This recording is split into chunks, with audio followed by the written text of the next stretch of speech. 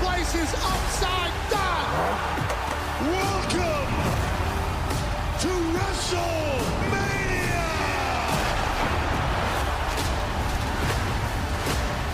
The greatest live event in entertainment.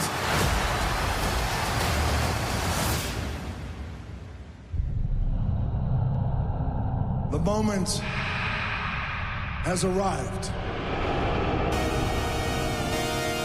Io Sky, you will defend the Women's World Championship against Bianca Belair and Rhea Ripley. Tonight we're going to put the E in entertainment. That is for sure.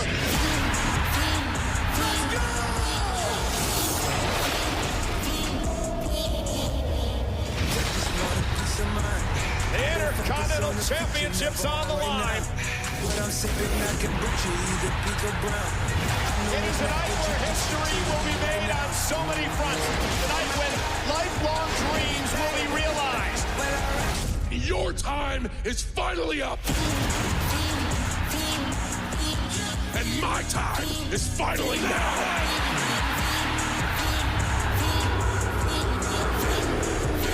You want some? Come and get some! Hey, this is WWE and ECW alumni, the Blue Meanie, and you're listening to PCW. The question is, are you ready? Let me talk to you! I will give you a show like you have never, ever seen before. Why? Because I can. What do you guys want to talk about?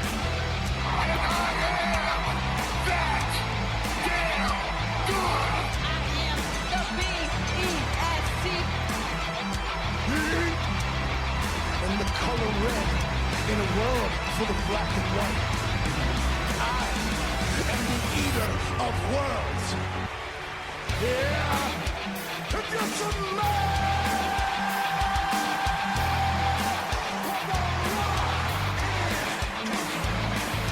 acknowledge me.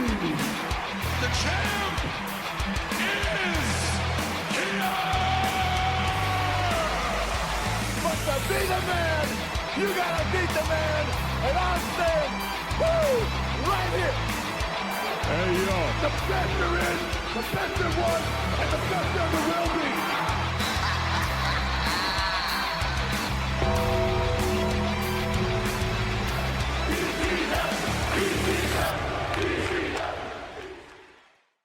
Ladies and gentlemen, boys and girls, children of all ages, welcome back to another episode of PCW Podcast Championship Wrestling. I am your host, Wayne, also known as Semi-Dry Chicken, and we are here for Night 2 Electric Boogaloo of WrestleMania 41. And I'm not doing this alone, let's bring him out.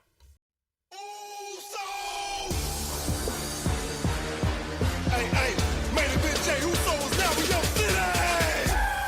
It's just me, oh. Okay, day one, it's just me, oh. Day one, it's just me, oh.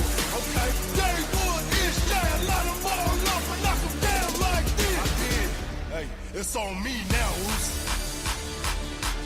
Hey, I'ma get them all. I'ma get them all, Oos. Yeah. I'ma get them.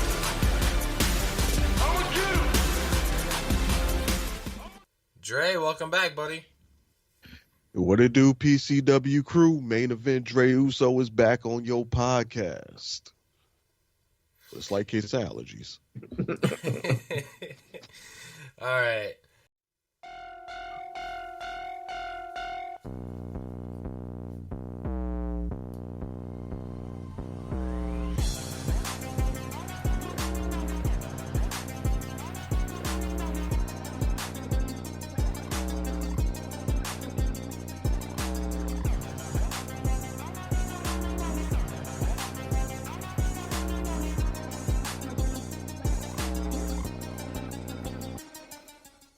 Doyle.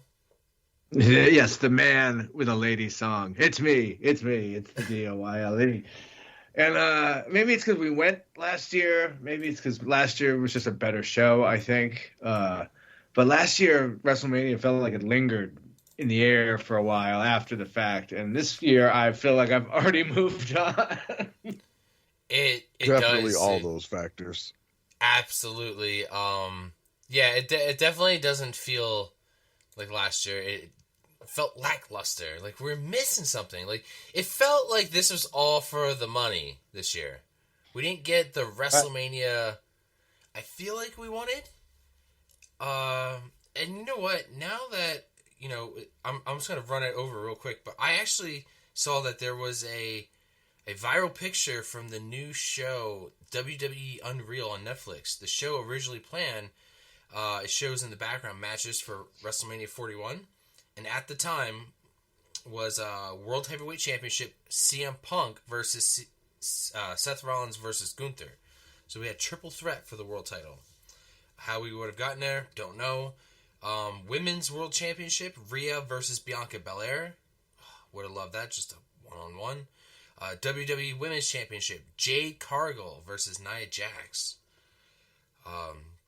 We would have had the Wyatt Six versus Judgment Day. We would have had the women's tag, Charlotte and Becky Lynch versus Io, Sky, and Asuka. Bad Bunny versus Dominic Mysterio. And Braun Breaker versus Drew McIntyre were some of the matchups that they had. Now, to me, that sounds like a pretty damn good WrestleMania. Some of it I like, some of it I don't care for. Like Charlotte and Becky versus Io and Asuka, I wouldn't care for that match. It just seems like, Especially not what we got instead. Yeah. Right. I damn sure wouldn't take that over what we wound up getting. Now, Rhea versus Bianca one-on-one, I think we've discussed that. Well, we'll get into that. Obviously, when we talk about what we did get. Yeah, I guess. But Jade Cargill versus Nia Jax for the WWE Women's Championship, that feels like a bit of a reach. I mean, I would have loved to see Nia, defend the title at WrestleMania. That would have been a nice, feather in her cap. Yeah. But I assumed that if they were going to book that match, then the plan would have been to put the title on Jade Cargill, and that seems a bit early. Yeah, I think so too. I think the Wyatt Six versus Judgment Day would have been pretty decent. I don't know how they would have gotten to that either, but I guess with setbacks with injuries and whatnot, I guess we never You know how they would have got there. Judgment Day would have been cutting a promo. Lights would have went black. Music would have started playing. Wyatt Six would have shown up. Match at WrestleMania. And why you gotta make everything so damn predictable? It's true, but it's not fair.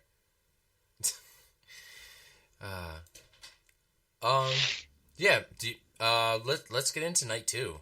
I'm glad. You know what? I also want to say that I'm kind of glad we got the little break in between. Normally we try doing back to back, and a lot. For people who don't know, we cover a lot of wrestling, just watching in general. So at the end of it, it's very exhausting, and sometimes we just need a little bit of a buffer, a break. So you're lucky you got that episode so quickly, because that was pretty fast. But yeah, I'm glad we got the buffer. People had time to listen to it and get back to me on some things. But yeah, Dre, take over. All right, yep. Night 2 WrestleMania with a alleged attendance of 60,343. Strong emphasis on the word alleged. Stone Cold said so. Well, that must be the bottom line, man. But this match, Night 2 started off with what was probably the best match of the night, and triple threat for the women's world title. Io Sky, the champion, defending against Bianca Belair and Rhea Ripley. And like I said, this was probably the best match of the night. This might be the best women's match in WWE women's history. Mm-hmm. At WrestleMania. It's up there. I mean, it's in the conversation. It's definitely up there. I agree, Doyle, this especially match, for WrestleMania. Yeah. Yeah, because this match cooked from the jump. Like, immediately, it cooked. They just started going at it off top, and they never let up for the entire match. They gave us so many moves, counter moves, combo moves, near falls from start to finish. Like I can't think off the top of my head of any noteworthy botches or anything that stood out. Like this match was a banger, an absolute banger, and you could have legitimately made an argument for any one of the three winning at any point. Like they legit all had finishers that you thought, well, here it could. That's the finish. Here's the 3 count, just for somebody to kick out at 2. Yeah, I mean that's the mark of a great match right there. Right. When you believe that usually both, but in a multi-person match, when there's moments where you believe any one of them may do it, and you're biting on those false finishes, Exactly. But ultimately, it was Io Sky who pulled out the win after what? Didn't Bianca hit a KOD? Did Bianca hit a KOD on Rhea, and then Io Sky hit over the moonsault on Bianca? Yeah, that's how she got the pin. So, yeah, she capitalized on it. Yeah. Yeah. Which is great in triple threat matches. I mean that's how mostly a triple threat match, kind of ends. Is just somebody capitalizes on a moment, but it's how it's done, how that third act is finished, and how we put it together, and they did it great. Dre, like going into this, like I'm thinking like, okay, Bianca is like undefeated in like at WrestleMania, not including Battle Royal, but like she's what, like 4-0 or something like that. She was 4-0 in one-on-one matches. Yeah. So like I'm thinking in my head like she's got this far, she's building momentum. They're talking about it. Like, are we really gonna give her the L here? And then Rhea just being the unstoppable force she's been the past year and a half, and we're finally seeing these two superstars finally collide. But and then you have Io, who's been just absolutely a blast since she's been on the main roster in the past few years. I love her every time she's at work in a War Games match. Io always has some of the best spots in some of these multi women matches. Some of these high spots. She's a lot smaller, so they used her as a weapon. I've seen a couple times, like, Bianca just picking up Io and hitting her with Rhea, or hitting Rhea with her. And especially the past few weeks, it kind of made it seem that Io was being kind of ignored in her own title feud, she had enough of it, and, I was like, she has to come out on top. Right? I mean, we talked about this last episode. Yeah, well, the whole match kind of existed to level Io up. It did, right? That's exactly what it did. Absolutely. Go ahead, Doyle. Oh, I was just saying, that's exactly what it did. That was kind of the whole point of the match, and that's exactly what it accomplished. Yeah. Rhea and Bianca have been super women for the last several years. And eventually you need other people to be up on that same level also. You can have people bounce in and out of the main event, what have you. But it definitely needed to, even though she's been champion before, needed to level up Io, and I think they definitely mission accomplished on that one. Absolutely. I mean, this legitimizes her as top of the card champion. Like the first title run, it was a good run. She had a nice lengthy run actually, because she held it from.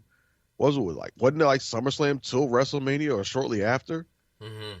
Yeah, she lost to Bayley at WrestleMania. Yeah, she lost to Bayley at WrestleMania. But, I mean, when she won it by cashing in the Money in the Bank briefcase, and I think that was at SummerSlam on Bianca right after Bianca had the. Was that a triple threat match she had at SummerSlam 2023? I want to say if it was a triple threat. I'm like trying to think back too. I remember the cash in though. I remember it. We're like, oh shit, here it comes. Because Io cashed in after the match because Bianca had successfully defended the title, and then I want to say it was in a triple threat. I thought she achieved it. She got the title and then lost it right away.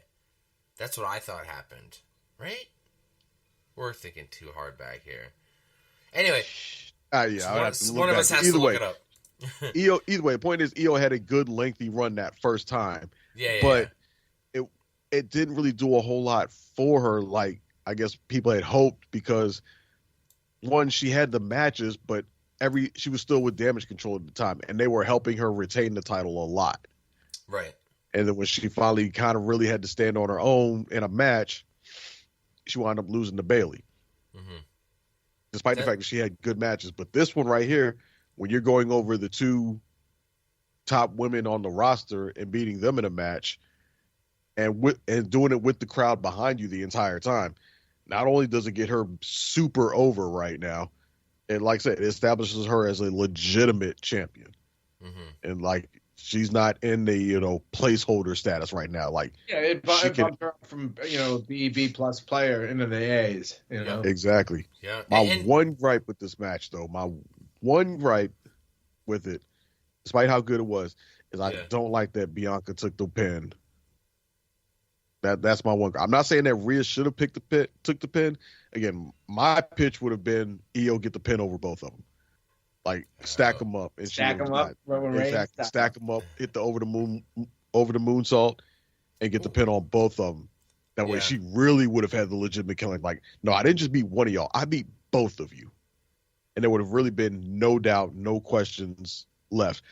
But more so, my gripe is with the fact that they made Bianca take the pin more so than anything, because I've maintained my position that Bianca was legit, had the most legitimate gripe the entire time with Rhea being inserted in this match. Mm-hmm. Even though we know they did it for the fans, and because obviously as popular as Rhea is right now, despite everything, which is a separate issue in and of itself. But you ended her streak for no real reason. I mean, that seemed a bit premature for me, just as that was becoming a thing. And it also... What's wrong, Jay? Tell us your feelings. Tell us how you really feel. I didn't like the fact that Bianca took the L by herself. Okay. Granted, Io has wins over both of them. Somebody had to lose.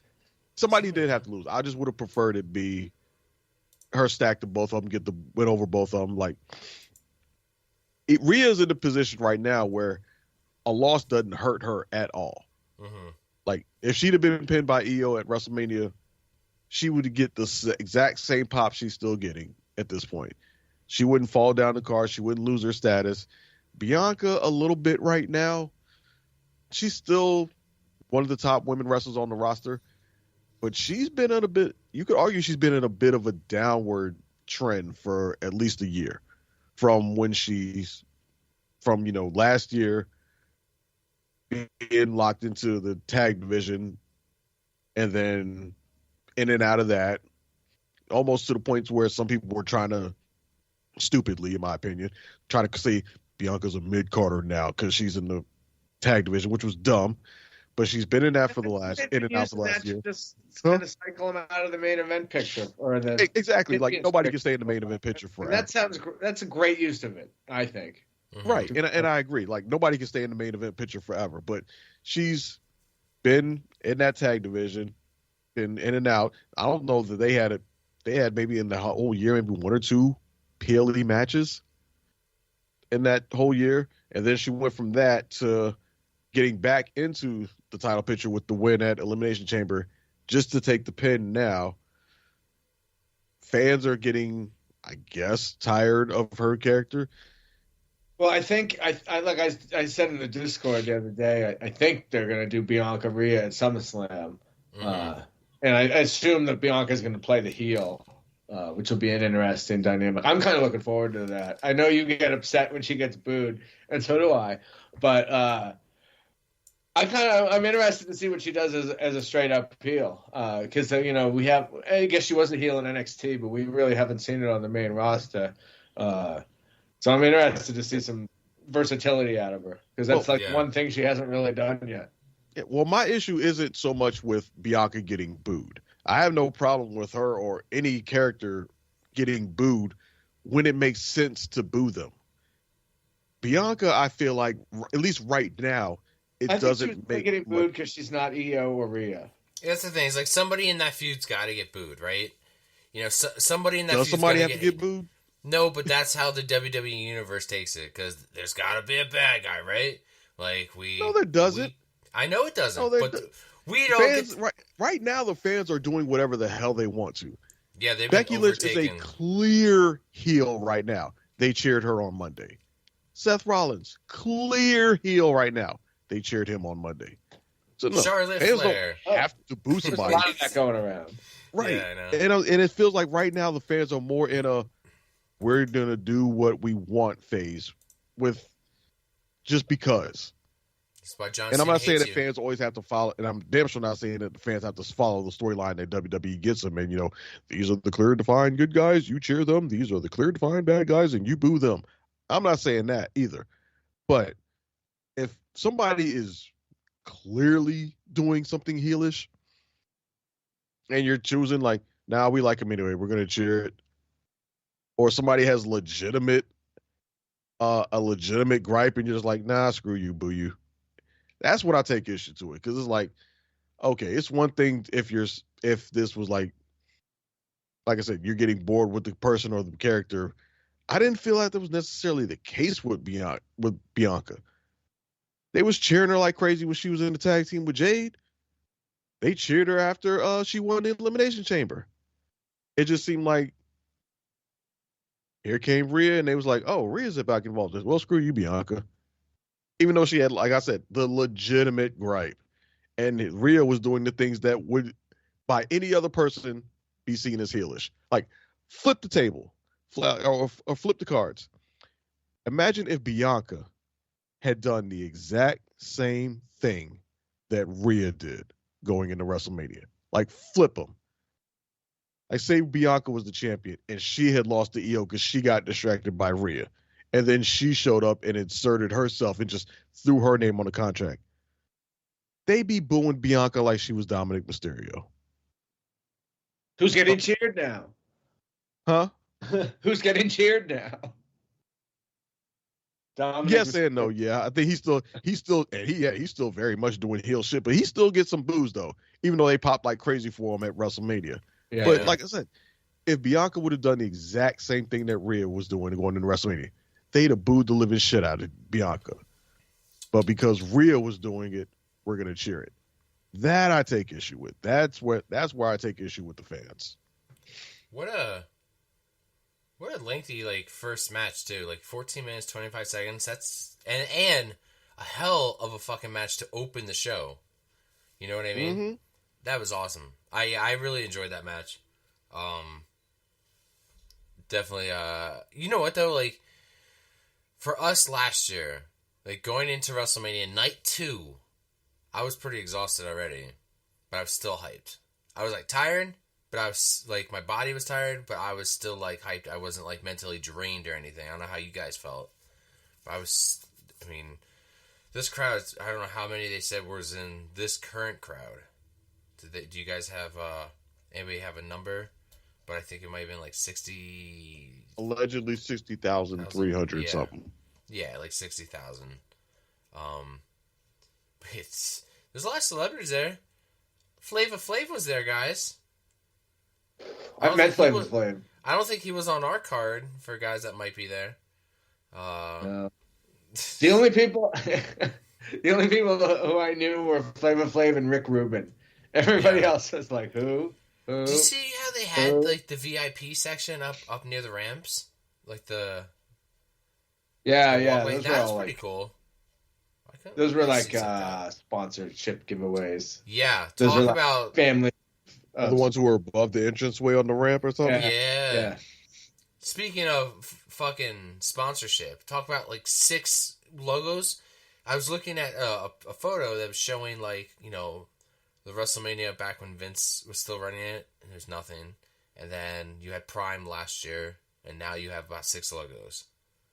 It's oh my god, where does it end? And I remember when the multiple logos started, it was at War Games, because that's when they had 2 rings and they were able to double down on the sponsorship, and then that was it. No, we see it all the time. Yeah, but I will say this: it isn't annoying. It's annoying if you pay attention to it. Yeah. But realistically, if most of the show, were you really looking at the logos? No. You were looking at the action in the ring or whatever camera angles that they were giving you. It's really one of those things that you're only aware of it if you're looking for it or if somebody points it out. Right. But how do you guys feel about SmackDown having just the plain old blue ring, the apron? Do you guys? I think it's cool. You guys like the cool blue ring? I think Yeah, it's different. I think it's cool. Yeah. I like the differentiate, like the shows have different looks again. Yeah, exactly. Mm-hmm. I kind of like that. I do like that. I like Black Ring on Raw though very much. It's kind of gross looking because it gets real dirty real fast. Yeah, I thought they only used that. You know what? I hadn't even noticed that they use a black ring on Raw. I thought that it was only for specific segments. I hadn't paid that much. Again, goes to show I ain't paying attention to the ring max. I hadn't even noticed it was black. Yeah. Cool. I'm ready to move on to the next match. Yeah. The next match was the Sin City street fight between Drew McIntyre and Damian Priest, which was an okay match. It was honestly fairly paint by numbers, just two big dudes hitting all their power moves and brutality moves on him, which wound up with Drew McIntyre coming out with the win after hitting a Claymore against Damian Priest's head against the chair in the corner. Again, not much to say about this match. It wasn't bad by any means, but there was nothing special about it either. It was a typical run-of-the-mill street fight. Yeah, for me, it was more what it wasn't than what it was. It was fine. It was serviceable, whatever. Drew should have gone over. He did go over. I think he's in line for a fucking big year. But I was hoping for something more like the backlot Hollywood brawl or whatever that Roddy Piper and Goldust had. Oh, dude, I love that. WrestleMania 12 or something like that. Like, I kind of was hoping they'd be fighting in a casino. Like, you know what? Even if it's not necessarily all in front of the live crowd, you know, like, I thought it would be more fun like that kind of, you know. I was kind of disappointed. That was one of those situations where I set my expectations too high and it couldn't possibly be lived up to. Yeah, it was fun. It was a fine match, certainly. But I just it could have been so much more, I feel like. And I agree. I don't know if it's the logistics behind it that makes it that prevents them from trying to pull that stuff off, or if they wanted this to feel like a more serious match, which is why they kept it in and around the ring as opposed to going through the casino or the streets or something like that. But yeah, I agree with you. There could have been a little bit more creative. Throw them in the fountain, you know, or something. You know? Yeah. I don't know. I just felt like they could have had so much more fun with this than they did. Yeah. And it was just largely a WrestleMania that was kind of devoid of fun outside of the El Gringo Loco. They could have fought above the entranceway. And right. Those fans that were paying for those, I guess those were premium seats or whatever above the rampway. Oh no, those were all like sponsorship people. Like, so, you know, they were Prime executives and Xfinity executives, and they could have fought around them. Yeah, sure. But something, yeah. I wish they'd kind of gone off campus a little more. Yeah. That makes sense. Do any of you guys play Doom: The Dark Age? Is that's what I guess Drew McIntyre was cosplaying as? He looked pissed off. I'll tell you that. He did not look happy. I was saying, maybe he didn't want to wear. He did look like he was struggling to get in the ring. It didn't look like it fit him. Yeah, he looked uncomfortable. I didn't know what the hell it was. Yeah, maybe he just was like, I can't believe I got to wear this shit because of our sponsor. You know, like. Yeah. I mean, I'm assuming I wouldn't. You know, somebody had to probably wear it. It's like one of your wrestlers has to wear a cosplay of like this video game. Right. Maybe we'll find out in WWE Uncut or whatever the hell that show is going to be called. Unreal or whatever. Unreal, that's what it is. Basically, where kayfabe is absolutely dead. Kayfabe died with social media. Yeah, it did. Doyle, I gotta agree with you, man. Like, I was not maybe so much like going all into it, like different locations. Like, I agree with the stage, but like, how many like matches on like SmackDown did we have of like a Christmas Eve brawl where they would set up like Christmas presents everywhere? Where Yeah, they'd have something like like that even would have been better, you know. They had and Drew gets what was Sheamus's group of guys? What were they called? The I can't fucking remember. They had some sort of. I think we even went the to old one. fashioned Donnybrook matches. The Donnybrook matches, they were so quick to bring out gimmicky shit. Remember the Viking Raiders had the Viking match when they had the New Day, where they had the little half ship, the little weird shit on the ring. Yeah, like why couldn't they have done something? And that was a match that we thought was going to be stupid as hell when I saw that shit, and they wound up cooking. Yeah, that's true. I mean, it's crazy. I thought that, with all this gimmicky kind of shit, maybe they would have had maybe like a slot machine. They would have rolled down there, or you know what I mean, like have some sort of Las Vegas That's type. what I'm saying. Stuff. Like you could have done some gimmick where like he stuck his head in the machine and then it hit the jackpot and spit. Yeah, oh my god, yeah. Or like he has there's like a poker table and chips go flying everywhere. Like absolutely, Doyle. Like I'm with you all the way. Yeah. So yeah, Doyle didn't. Drew didn't look too happy with his entrance, even though he got the cool flames and whatnot. Damian Priest got he got a live band playing for him. He's got the bi-curious vampire outfit going, and I can't believe that two guys had live music and it was like both things I was actively like a fan of. Mm-hmm. It's usually like, who the fuck is this? I know. Yeah, it's I really like it when the wrestlers get their music played live. I mean, it's not every day somebody has the opportunity to have that done, but I mean, we had it last year. I think we had Rhea get played in last year. Yeah, she got played in by the people who actually recorded her song. Yeah, and I guess you can kind of say Roman Reigns, right, with the choir. Girl for Shinsuke Nakamura a couple years ago. Yeah, absolutely. That's awesome. But yeah, instead, Doyle, we got the steel steps, which there was a lot of brutality done with the steel steps. A lot of the moves that Drew was doing, it looked like he was just hurting himself more than he was hurting Damian. Because some of those suplexes and shit he was doing on the steps, like, oh god, man, like my back hurts just watching you do it. I'm like, you're hitting the steps. The guy's not even really touching them. Yeah.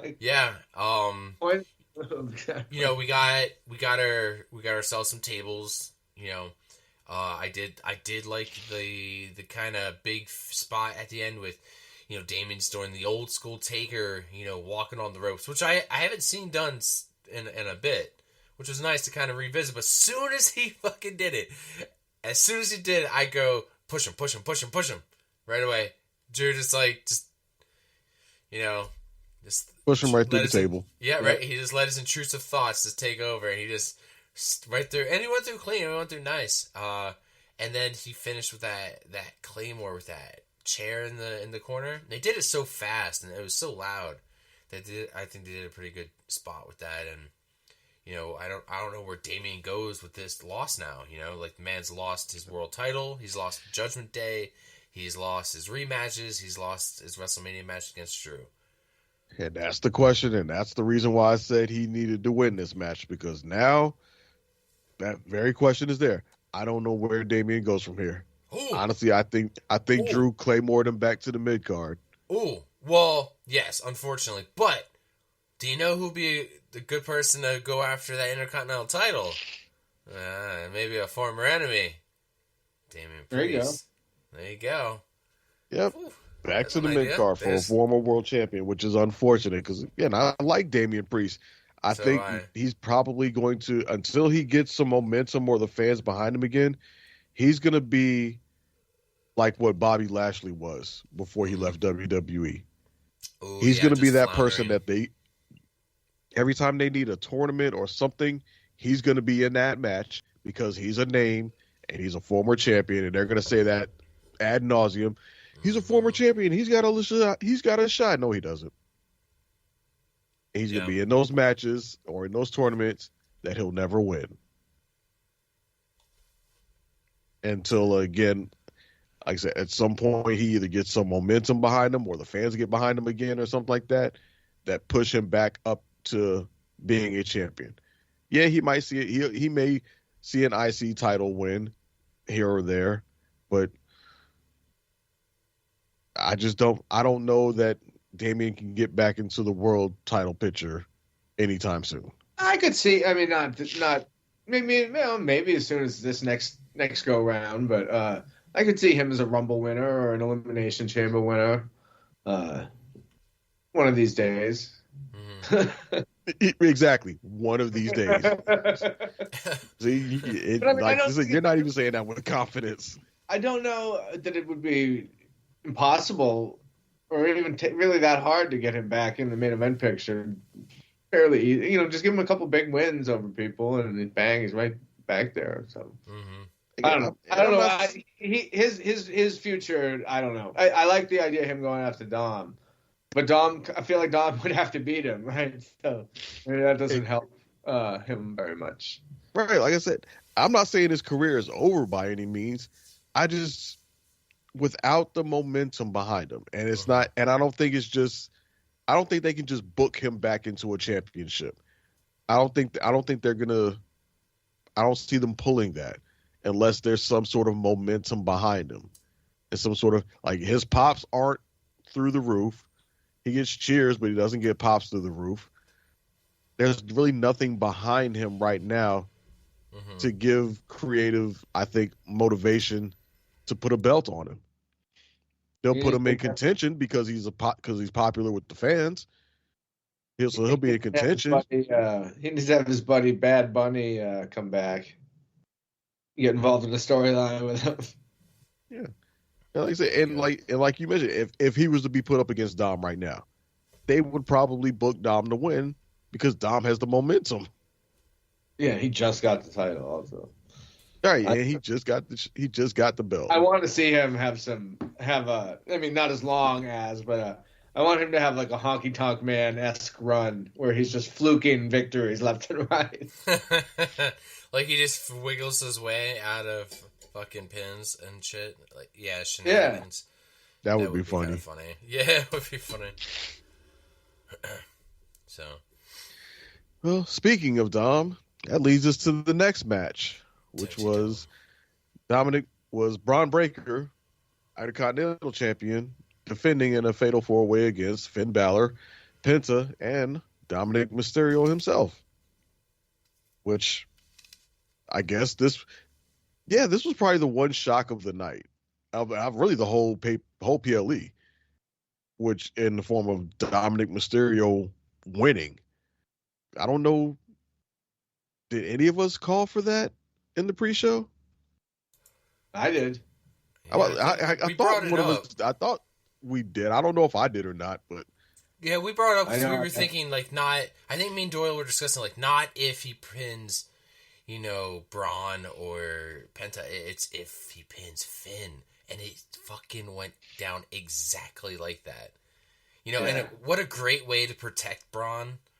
From it. What a great show for Penta for his first WrestleMania. I'm liking this guy more and more every week. But yeah, and the drama it could cause or will cause. They say it's not causing, but I call blasphemy. I think something's a cooking. There's no way you took that L at WrestleMania. You're just gonna be cool about it. But I did in the middle of the match they were working together. And for a bit, and then Dom teased he was gonna, go after Finn, and then the crowd kind of revved up for it, and then when he finally did turn, the crowd loved it. They finally, it's a match. Well, he first went for the 619, and Finn caught him. I know, right? The crowd went nuts for that. They were getting. I think that was funny. Yeah, when he finally turned and went for that shit, Finn caught him and then stomped his ass out for it.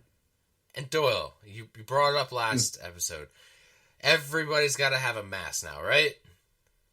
Everyone has to come out with a mask and immediately take it off. Exactly. Finn, I don't even think he had a mask. It looked like he just had a bag over his head. Like a bag on his head, yeah.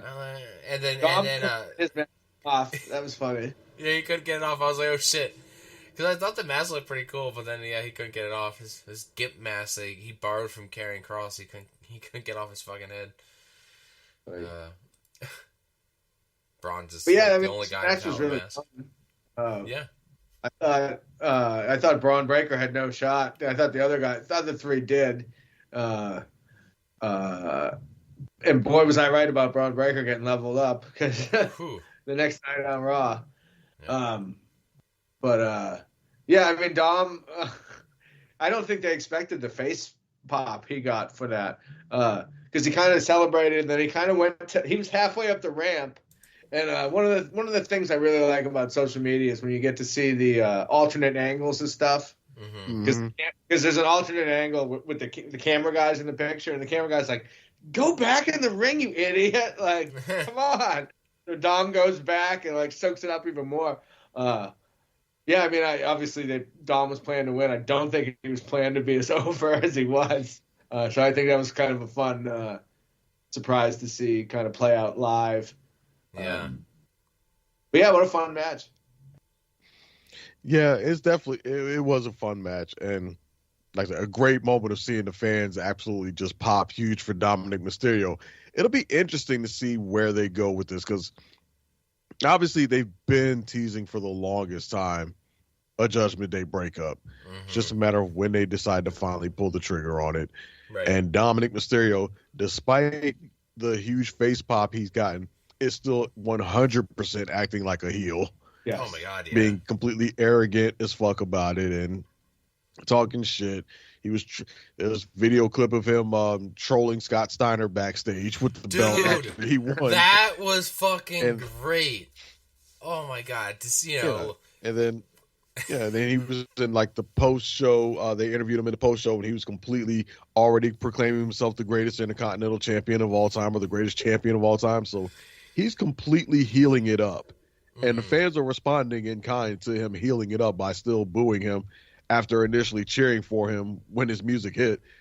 So he still knows how to absolutely be a heel if they decide to keep him that way. But if they want to pull the trigger and switch him over to be a babyface again, he can go either way at this point.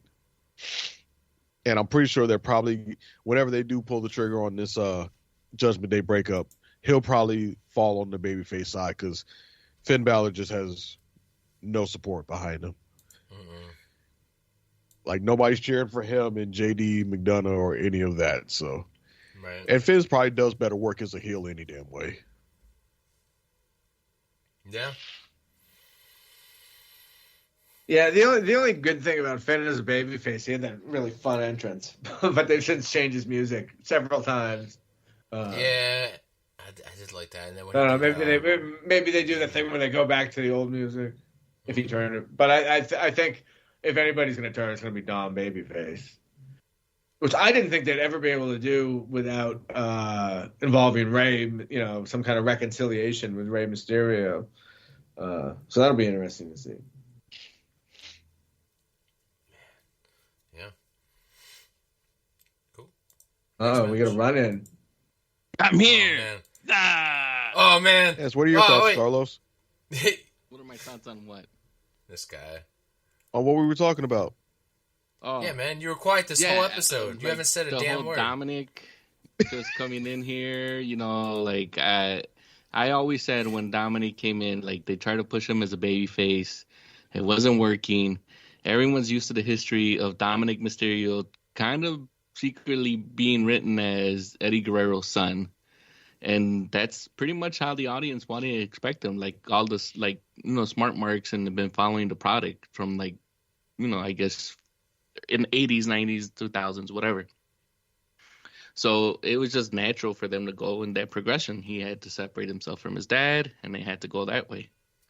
He had to do some time. He had to catch a little bit of sugar from down under, and here we are, 30 Dom. A man who could turn heel and then turn heel on being heel. Turn more heel. Oh, God, I fucking love it. Only to be so heel that everybody loves him now. I know. Now he's reached that point. Like that needle, like that heel face needle's all the way down, and it's basically it's going full circle. Like he's coming back as a face. Not a lot of wrestlers can do that. Yeah. I can see him being one of the people that fans boo out of love. Like that, like in a weird twist where like he completely acts like a dick, and fans boo the hell out of him during all his promos. But the second the bell rings, they're behind him. So kind of like MJF, like he's our scumbag type of thing. He's a scumbag, but he's our scumbag. Right, he's Dirty Dom. He's a dirty, douchebag, but he's our douchebag. Right, like fans are booing him with smiles on their faces. Yeah, fuck you, Dom. Kick that guy's ass for us, Dom. Really effective heel. You'll hate him, and then you'll start to love to hate him, and then you'll just love him. That's the cycle of a really good heel, and it's hard to keep people heel. Keep them like it's hard to be popular and a heel at the same time. Right? Yeah, it happens. Hypothetically speaking, right? Just hypothetically speaking, right now, Dominic Mysterio and John Cena are in the ring. Who are the fans cheering? Cena. Right now, today, Cena. Like if you have Cena, and I would say Dirty Dom. Oh, I think I'm with you, Carl. I think the fans would cheer for Dom to kick Cena's ass. I say Cena that would be right a fun now. Experiment. But, like Cena, obviously Cena would rip him to shreds on the mic, and I think that would make the fans be like, "Yo, fuck him up, Dom. Fuck him up." And if Dom just swung on Cena, the fans would just pop huge. If he just started going to town and just beating Cena's ass. Yeah. Like if they really want to test the water, like you know what? That's why I can't be in creative, because I'd book that fucking match. I'd book that match in a heartbeat just to test the waters, just a spontaneous Monday Night Raw match. Let Cena be running people down and shit. You think it's gonna be Orton or somebody going out there?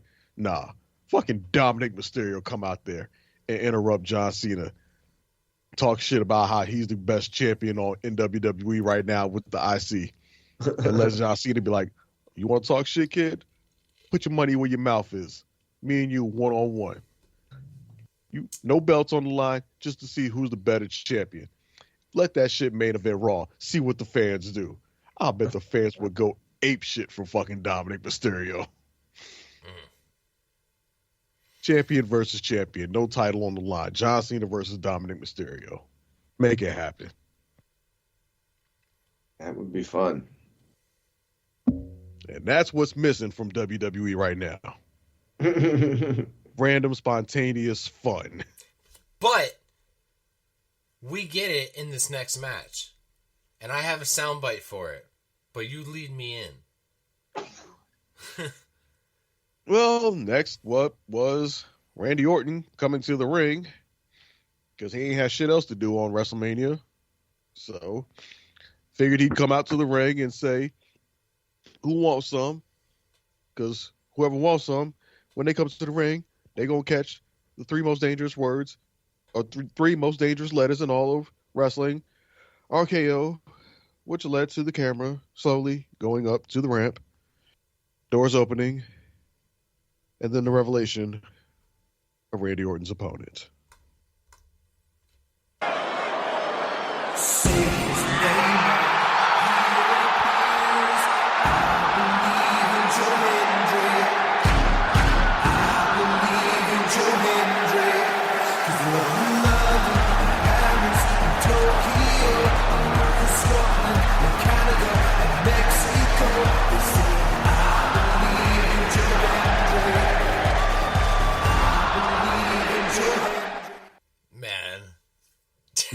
Joe Hendry. I love that moment for him. Dude, I popped because I did not. I'm standing because I had this out in my backyard, and I'm standing there. I'm just like, it's got to be like, I'm just thinking of an average wrestler that's on our roster already.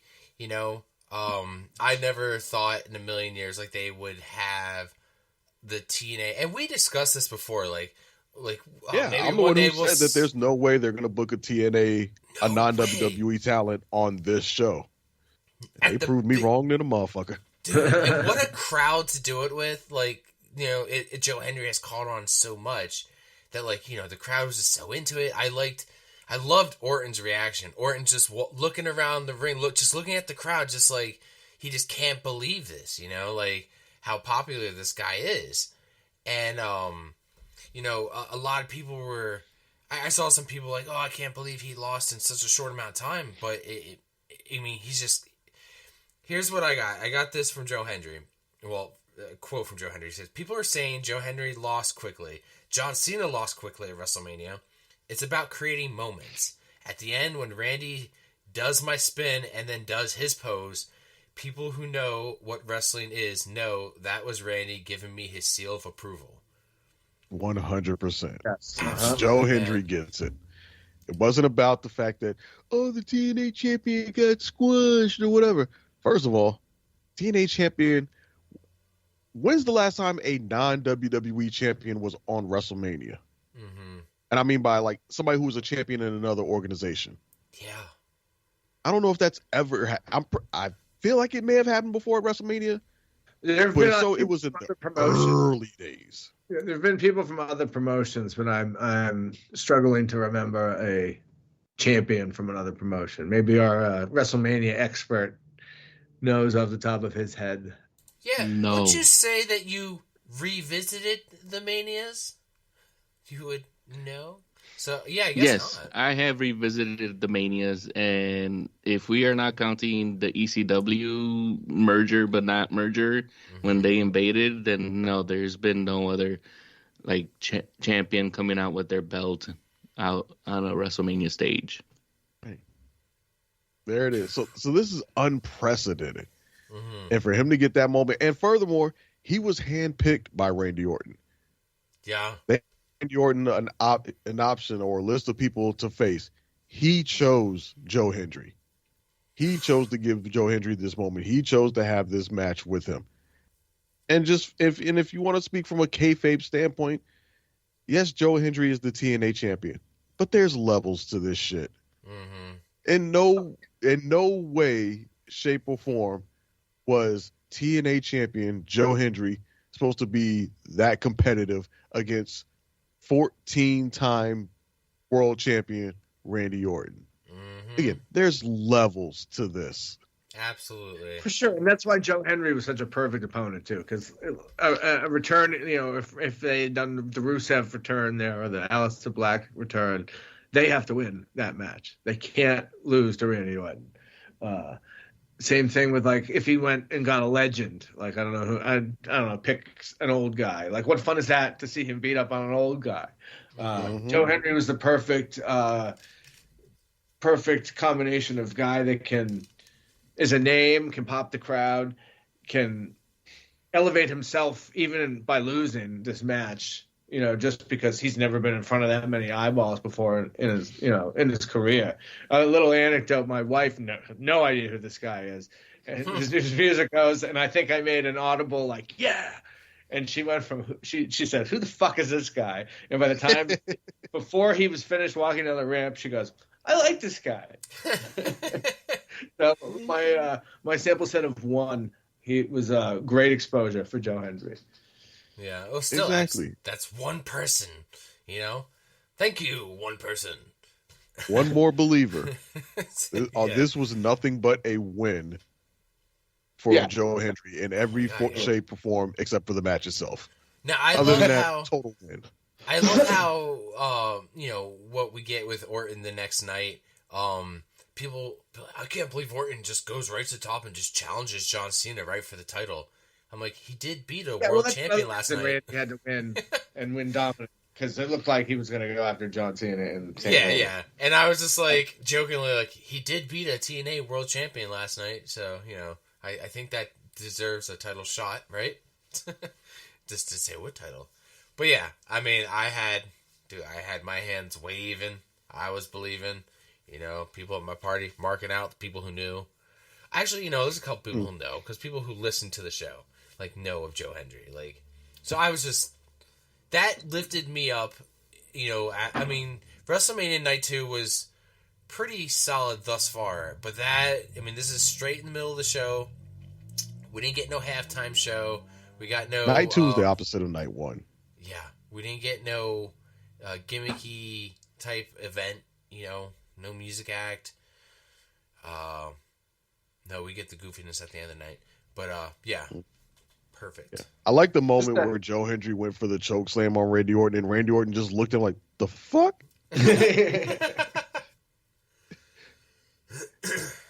I mean, Henry still got his shit in, Exactly. Yeah, he got all his moments in. Yep.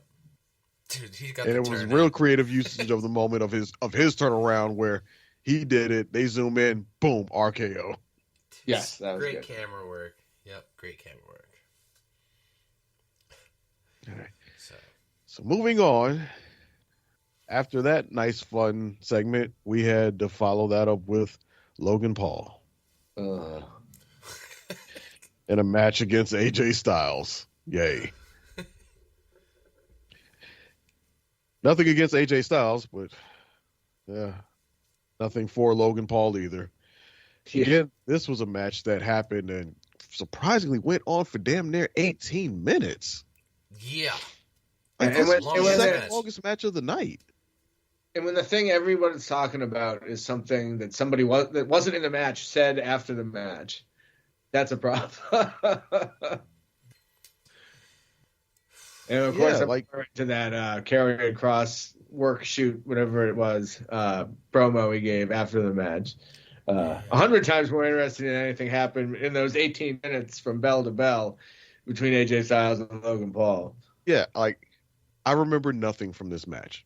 Nothing from this match stood out other than, remembering the finish of Karrion Kross coming out and saying, please use this, do this, yada yada, and AJ saying no, and it costing him the match, which to me was from a creative standpoint, was a wrong decision.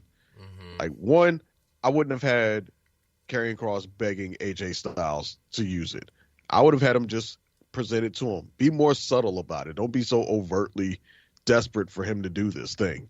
Especially after, this past Monday, you did the nice subtle gesture of, which I thought was really cool, really a good moment where he took the phenomenal forearm with his hands behind his back, basically just giving himself up. Right. And AJ still hitting the move after after Kross had essentially given himself up. I would have played on that more. And if it were me, I would have had AJ turn here at WrestleMania. I would have had him take the win and do the dirt against Logan and make him turn heel or whatever the hell their direction is with AJ. I would have had Karrion Kross just present him the knuckles, maybe, and have AJ think about it, and Karrion Kross just walks away. Here it is; it's in your hands. And I'd have had AJ decide to use him and defeat Logan Paul. At least then something would have came out of this match that people would have remembered. As it stands now, like you said, Doyle, the most memorable thing that happened after the match. Yeah. Which I still have not seen yet. I've heard about it, but have not watched it. That's great. You should seek it out. Yes. Well, after we... You know what? Fuck it. We'll play it right now. Here we go. It is. Let's talk about how awesome it is that Logan Paul just won. And let's talk about, Sam, what Logan Paul represents. The shortcut. Feels so good to be here. Feels so good to be in the business. Thinking about all of the funerals that I wasn't able to attend for the last 11 years in this business, all the holidays I missed. I could have just started a YouTube channel, could have just jumped in there with AJ Styles. Feels really good, right? It's awesome. It's really good. Do you guys know we have 25 years combined experience, and what are we doing on Mania? Well, they know because they're normal human beings, and they actually love professional wrestling. But apparently that doesn't mean shit anymore. That doesn't mean shit. All I asked Alan to do was, for once, to not think about just himself. Think about everybody in the back and think about the professional wrestling fans. That's all I wanted him to do. Sometimes, to do the right thing, you have to do the wrong thing. But he's a narcissist, and he had to do it his way. Hey, Alan, how many more WrestleManias do you have in your system? Probably, I don't know, one. Maybe this is the last one, and you just pissed that away. For what? For what? For your way? Thanks a lot, bud. I really appreciate it. You want to know what the best advice I ever got? It was from Bill Goldberg. 2021, back when I was in the Twilight Zone, you know what I mean? I'm wrestling for gasoline. It was awesome. Let me tell you all about it. Bill goes, hey, Cross, you know what? You remind me a lot of me. I go, I think we have different styles, Bill, but I really appreciate that. Do you have any advice for me? He goes, you know what? You just got to be a good soldier. A good soldier is what he said. So I decided to be a good soldier. You know what happened? They released me. And then I come back. You know what being a good soldier gets you, everybody here? Just so in case you're wondering, you want the back scoop here. Being a good soldier gets your times cut. Being a good soldier means that people come up to you and say, hey, you got any great ideas? Yeah, here it is from Scarlet. No. That's a little too great. We're looking just for good ideas. That's for those guys over there. That's what being a good soldier is, okay? Being a good soldier is coming to your hometown where you cut your teeth when you got started and not being on the card. It's all about viral moments now. That's what it's all about, viral moments. Well, Guy, everybody's been telling me that I got to become undeniable. And as soon as it happens, they ignore it and they shut it down. I never asked to wrestle Randy. I never asked. That happened organically, and you ignored it for a viral moment. And good on Joe. Nothing against him. But you ignored it. And the crowd told you exactly how they felt about me on Smackdown when I was eliminated. And you ignored it. Become undeniable. My ass. My ass. You want a viral moment? On behalf of all of the true fans of professional wrestling, Guy with the suit and tie in the truck, go fuck yourself. That's from Killer Cross. No. Ooh, guys, gentlemen, I think I have another soundbite I can add to the soundboard. I could add that right to, Go fuck yourself! Add it right next to that one. Oh, awesome. I do have here, it says, according to Fightful Select, Cross does not have any backstage heat, despite his pointed comments. The segment, while unscripted, did catch the attention of WWE management. No shit. A source told Fightful that while many interviews on the recap show were unscripted, Cross's segment required some approval before it aired due to the language. Go fuck yourself. Apparently had to get approved. But yeah, I mean, dude, I love that he calls him Alan. Yeah, Alan. You know what, though? He's right, though, because I always think of people, I when he mentions how you maybe just pissed away your last WrestleMania, how much more time do you have?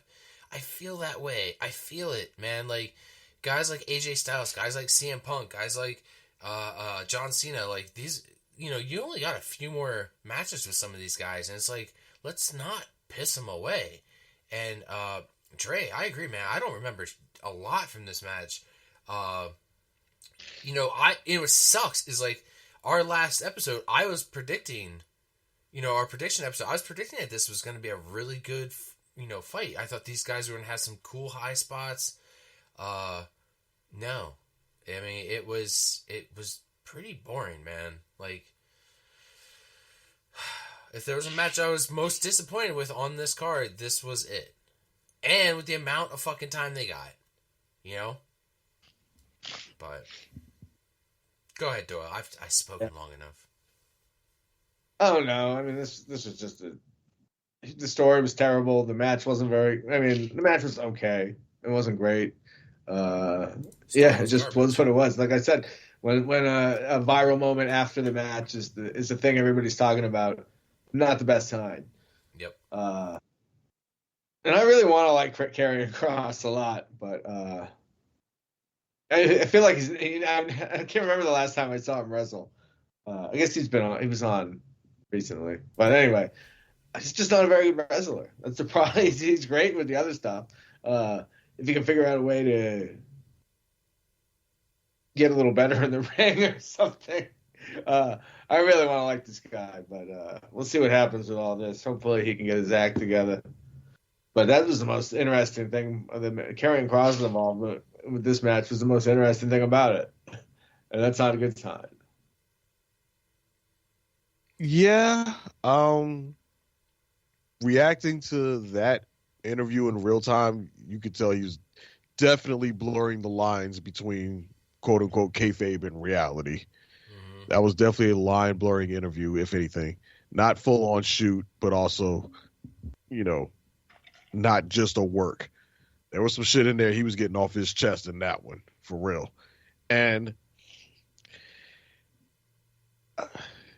It's the type of moment that can potentially break him out of obscurity, but it's up to WWE creative to whether they want to take advantage of it. Right. Because if what he says is true, it's all about viral moments now. So everything's about these viral moments. Well, you just had one right there. What are you going to do about it? Because if he's somebody that Triple H thinks, or if he's somebody that Triple H sees potential in, or something like that, and you needed something to break him out of obscurity, to get people paying attention to him, this is it. This is the moment that you have. How you take advantage of that, that's for y'all to determine. If y'all turn him into that line blurring character, it kind of gives you shades of CM Punk first run in WWE when he was becoming disgruntled and they were doing a lot of line blurring shit with him. It's shades of that, but it worked then. Who's to say it can't work in theory with Cross to a certain extent now? But if the next time we see him on camera, he's just doing the same shit he was doing before WrestleMania, then this will be an opportunity wasted.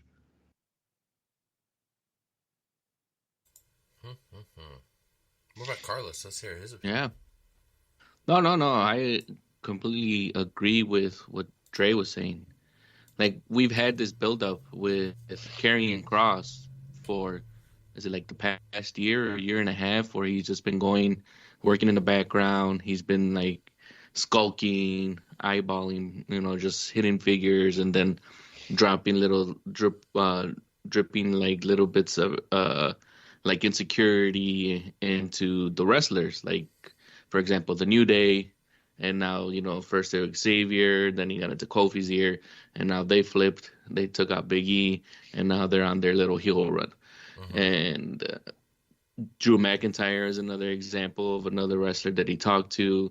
He was all about, contrast to, like, we just watched WrestleMania 36. We did the review almost about a month now, but he was the face of the company for that time. He won the title, and here we flash forward about 5 years, and like the trajectory of him being like the number one face is completely dropped, and now it's shifted to the other way, So I would like for them to do something, and him having that kind of that promo kind of with the shoot and everything like that during WrestleMania weekend definitely will get some eyes, because what they say, they had over 130,000 people attend. That's not including the people that actually viewed it all over the world. So, and I'm sure the Reddit community's passed that around. I've seen it, the Twitter community, any social media presence, or wherever you get your sports, entertainment, wrestling news from. It's been passed around. Everyone's seen it. Everyone's heard it. So it should give them more eyes on him. And now I think he uploaded, if it wasn't something today, it was something yesterday, about they're releasing a trailer about Killer Kross. And I'm not sure if it's like an actual documentary, or like for him, for him in real life, or is this part of the kayfabe? Is it part of the kayfabe, or is it part of the kayfabe with a little bit of shooting in there? So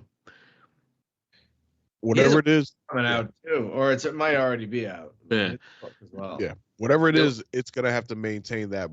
If it's wrestling, if it's WWE programming related, it needs to maintain that blurred line, because that's what's got people's interest now. That's what has people's attention. It's got to. Yeah, if they just fall back into the regular kayfabe storyline, they'll lose it. Yeah, and maybe that's what they're leaning into now, because it's not coming like across the WWE channel, like their YouTube channel. It's coming from his YouTube channel, with the Killer Kross, whatever it is. So the most interesting thing that I got is that I guess Scarlett has more years on him in the biz than Karrion Kross, because she said that they have 25 years combined. Oh, yeah.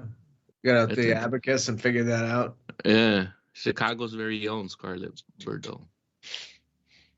Yeah, they have to look them up and see when they started.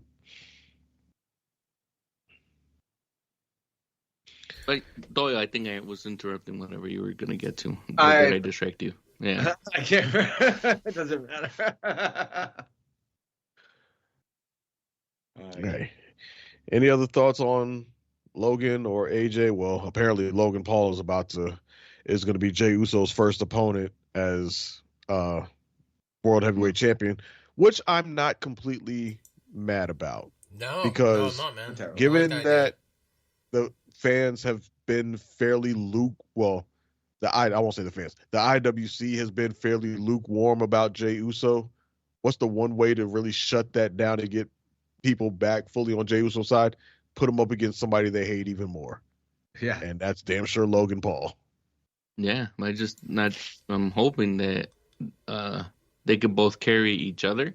Mm-hmm. So it's because I don't know if Jay's still working on his cardio or something like that. Because Jay's not exactly a ring general.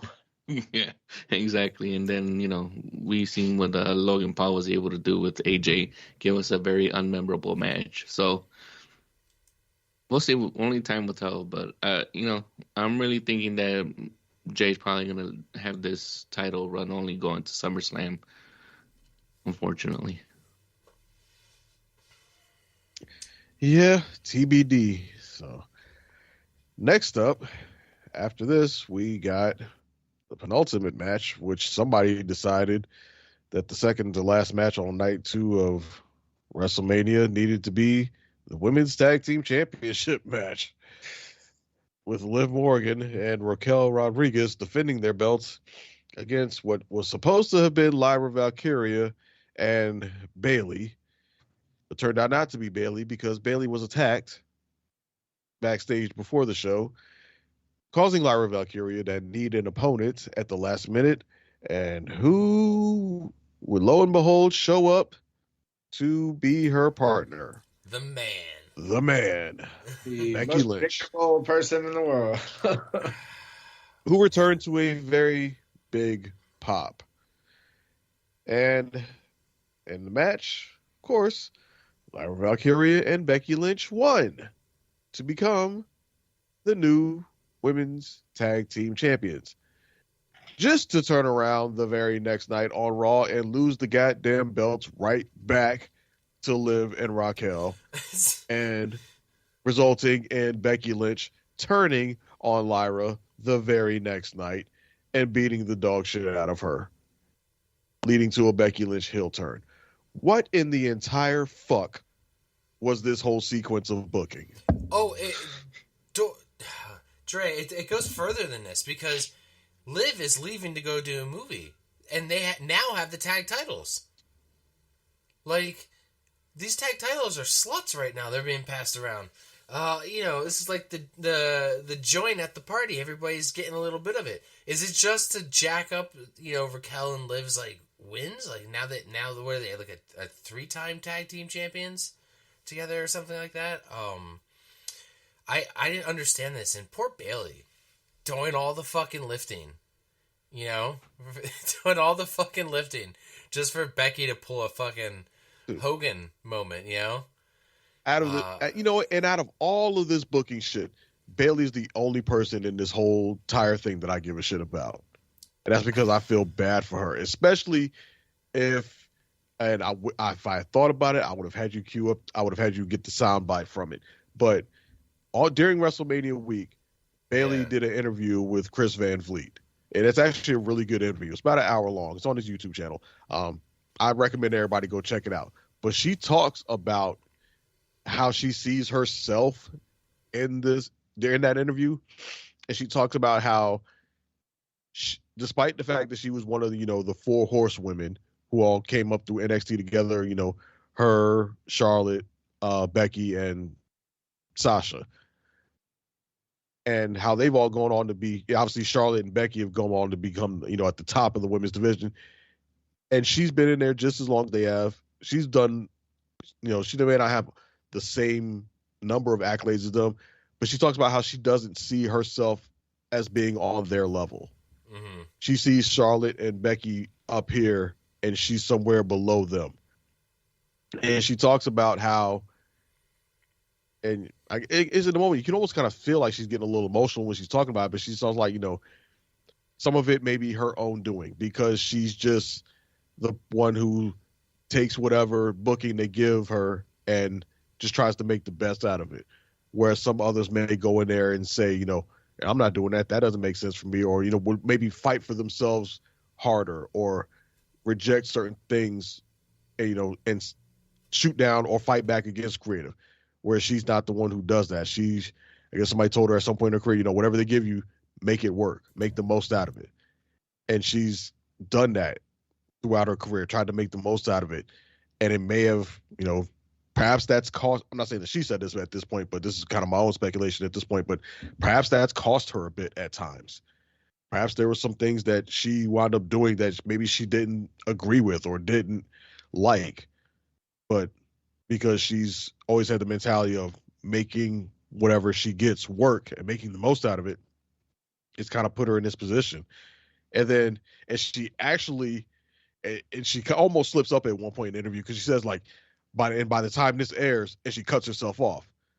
So it seems like at the time she recorded this interview with Chris Van Vliet, she already knew she was out of WrestleMania. Yeah. And that makes it even more sad because she's talking about this knowing what the booking is already going to be, and that she's been booked out of the card despite being on all the posters. Like, imagine walking around Vegas that week, all the posters and stuff up there, and it's you and Lyra supposedly being booked on this match, and everybody's going and thinking it's you and Lyra, and you know you're not going to be part of the show this year. They're going to write you off in exchange for Becky Lynch, this person that you see as already being above you, who hasn't been on TV for the last year, but decides that she wants to come back now. And because she's decided she wants to come back now, she gets to take your spot on the show.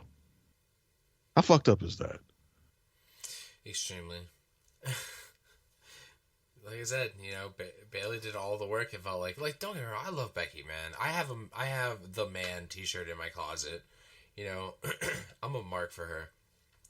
But it felt like she pulled a Hogan moment. You know, she was gone for a while. She came back, inserted herself, took away the spotlight from somebody else.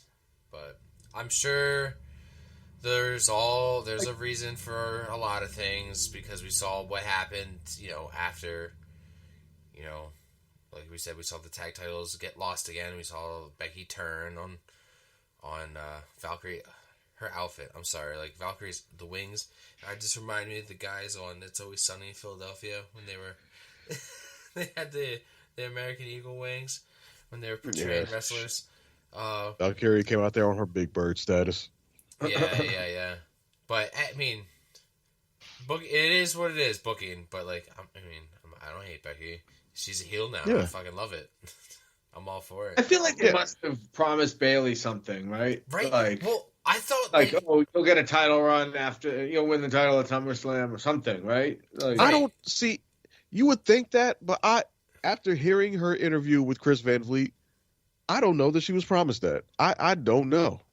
I mean, it's not like she sounded like completely disgruntled with everything. Like, right. That's not how she sounded in the interview. And again, I encourage everybody to go back and watch it, or at least find the clip, because that clip has been shared around a lot and talked about a lot. But like you said, she doesn't sound like angry or disgruntled. She just sounds more sad when she's talking about it. And again, she doesn't say like, you know, she has any issues with Triple H, or like she says in the moment that, you know, her and Triple H have a good relationship. They have a good, strong working relationship with each other. I don't know that they said that. They like, hey, take this fall and we'll make it up to you at such and such point. I don't know. Maybe they did, but I don't know that I trust that they did. They may have just done it because she's the good soldier. Yeah. Well, if she comes back and gets a title run, we'll know. Yeah, I mean, like, I could see, you know, Bayley returning and, you know, insert the IC title and maybe a triple threat, or maybe Becky beats, Becky gets the title and Becky loses it to Bayley. Like. Or she comes back and just gets served up to Becky because obviously Becky revealed herself as the attacker. Yeah. And Bayley comes back wanting revenge, and Becky just whoops on her. The fact that on her that we were like, there's no way they're gonna put 2 fucking titles on her, right? I feel so fucking dumb. Right, Lyra 2 belts. Yeah, 24 hours. Yeah, thank God. Right. So it's a technicality, but not something that anybody's likely to remember. Also, Liv Morgan, best ring gear of the night. just putting that out there, fellas. I mean, when has Liv Morgan not had among the best ring gear of any woman of the night? Woman of the night. Good one. Good call. I didn't even think about it that way. Oh, you didn't mean it that way. You were just thinking. I mean, woman of the night on the card, not like she's some sort of streetwalker. How dare you, sir? God, women of the night. That's what they specifically call the ones in Vegas too. Jesus. Yeah. Come on, don't be crazy. Come on, man. Don't be crazy. I thought that's where you were going with that when you're like, he has the best gear of any of the women of the night. I'm like, do we have Zoe Stark on here complaining about what Liv Morgan's wearing? Oh, yeah. Did you see that? Zoe Stark's been complaining about, I guess, the ring gear that Liv Morgan wears. And I'm just like, we'll see if anything comes about that. That's. It's just you have to find your gimmick. If she doesn't want to show that particular amount of skin, exactly. I mean, that's fine. I mean, they tried to give her the rub when they paired her up with Trish, and they just didn't go anywhere. Yeah. Like, I'm not sure if the storyline, and they just couldn't find anything or make it work. Or they realized that the audience was like, yeah, the audience loves Trish, but they don't like you, Zoe. So what do you want us to do? So yeah, I mean, she was still new on the main roster at that time. So yeah, they didn't. Obviously, the fans didn't really have much to get invested on her behind, other than the fact that she was Trish Stratus's sidekick. Yeah. Well, they gave her this fakakta cold fusion. Oh yeah, the Pussy Riot thing with her and Shayna. Yeah. Well, too. Yeah, they're not giving her the best shit to work with either. Well, exactly. They pitched that, so. Oh wow. That's their fault. They did pitch that. I don't know if it was all 3 of them that pitched it, or if it was Sonya Deville's idea, and maybe because it flopped so hard, that's why they was like, "All right, Sonya, best luck." Yeah, because that's something I think I heard Shayna say that's how they pitched it. They pitched that they were going to be, like a MMA-esque type of stable, and that was that whole part of the fusion. And there wasn't a lick of MMA in none of what they did. Yeah. So, well, I can't do. But for me, this match is, I think I mentioned it in the Discord. If you guys have not joined the Podcast Championship Discord, we'll go ahead and rehash everything that we've said pretty much in this podcast. But that I had pointed out, too, that it made no sense, but since they gave up the titles the next day. But I can see why Triple H would be like, we're going to have you win this night because we can't waste the pop. Everyone wants to see you come back. Everyone's happy to see you come back. We can't break everyone's hearts at WrestleMania because guess what? We're going to have John Cena win. Sting at WrestleMania. Yeah, we can't have a bad kind of like a bad turn or, a surprising turn when we're going to have John Cena win at the end. It's like, this is like depression or sad follows sad. But, if you're a fan of math, like a negative makes a positive. So they should have just went with it. They probably would have got something good out of it. But now we're course correcting the next night. And it has everyone wondering, why did you bother to do this? And now with them announcing that Liv is going to be gone to go film this movie, to go be in a movie, and that she is possibly the lead of it, that's like 6 to 8 weeks. What are they going to do with the women's tag team titles? Because it's not just Raw it's for all three brands, NXT and SmackDown included. Well, like I said, to give them, he's like, you're granted a leave or something, he said, and then he wouldn't get one to Dom. So I don't know if that was supposed to clear that up or whatever. But like, why not? I don't have a problem with hot shotting those titles around. Whatever, who gives a shit? But I don't understand why they put them back on Liv and Raquel. Why not put them on somebody else? Exactly. Yeah, I mean, and realistically, it's the women's tag team titles. Who gives a shit? If we don't see those belts at all for the next 6 weeks, who cares? I care. No, you don't. But I care. Yeah, there you go. That's 2. Yeah. Come on, Doyle. But the word is that it is legitimate. Like her leave of her time off, that is real. She is legitimately going to be filming a movie, which is, I don't know that she's the lead in it, but I've heard that she's slated to have a major role in the film, and it's not some, cheap WWE Films project. It's right. Supposedly something significant. Now, what it is, apparently, I guess they said it will be revealed, next week? Yeah. And the rumors have already started flying about what it could be. And I've heard one that I don't even know if I would classify it as a rumor. I would think it's more fan speculation, but it caught my attention because if it were to be true, it would be wild. Now, full disclosure, I don't believe it's true. I don't think it's actually going to be this movie. I think it's more so fans just putting two coincidences together and trying to make something out of nothing. But coincidentally, there is a very big movie that is slated to start filming this summer. And it's obviously Liv's about to have time off. And this movie is slated to have a character in it that Liv Morgan very much bears a striking resemblance to. I know she's going to be in Avengers Doomsday. I was like, I know she's going to be in Avengers Doomsday. No, I'm kidding. It should require very little effort to look like this character if it were true. And no, I'm not talking about Barbie 2. But it was resembling to a role that Barbie 2 has already portrayed in movies. No. Oh, okay. The one, not a role that Barbie has portrayed in movies. No, not that actress. But you're not too far off. You're in the ballpark. It's a movie from the other company. But I won't bury it too much further. The rumor is, the movie that is slated to start filming this summer is Spider-Man 4. The character in question is Gwen Stacy. See, the only rumor I've heard is that it's just not a superhero movie and it's a dramatic role.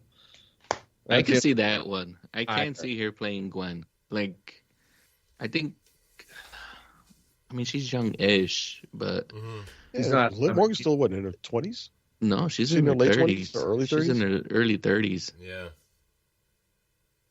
So, yeah, like Tom Holland still looks kind of boyish, even though he's like in his mid to late 20s now, I think. So, I can see Liv is 30 on the dot. 30 on the dot. Okay, so Should early 30s still count. Yeah, she'll be 31 this year. Yeah. So, maybe I just don't see it happening. Like I like to be shocked. I like to be surprised. So if she goes out there, and makes something happen, that is something she wished upon. And I don't know what she sacrificed because she's a self-proclaimed witch. So, and Liv Morgan is 30. She'll be 31. She's only 2 years older than Tom Holland. So age-wise, it ain't like it's that much of a reach. Again, I don't believe it's true for a second, just because, one, Liv Morgan, her acting chops are unproven. And if we go based on what we see in WWE, ain't much to be optimistic about. But she could prove us all wrong. She could actually, when put behind the camera and given some actual meat to work with, she could prove to be a very fine actress who TBD. I just don't see her being given a role of that much prominence in the MCU as a Gwen Stacy. Because, for one, if it's Gwen Stacy, obviously it's not a one-picture deal. It would be from multiple films, presumably as Gwen Stacy. In this Spider-Man continuity, potentially the greater MCU continuity, because obviously we know what happens with Gwen Stacy and how she eventually evolves into Spider-Gwen and all that. I'd be shocked if they give a role of that significance to a newcomer like Liv Morgan. That's the main reason why I don't believe it at all for a second. Plus, like, what will that be over the course of 5-6 years? Like, she's going to be 36 playing a teenager still? Like, well, I mean, at a certain point, they're adults. I mean, I think currently in the MCU, they're out of high school now, as far as those characters. Right. So they're young adults. Yeah. So she could still do that. But yeah, like you said, if there was that, it would be probably a multi-film, multi-year commitment. So, she'd be the one, she'd be having to take time off a lot, potentially, over the next couple of years, depending on how this goes. What about Black Cat? Can you see her as a Black Cat?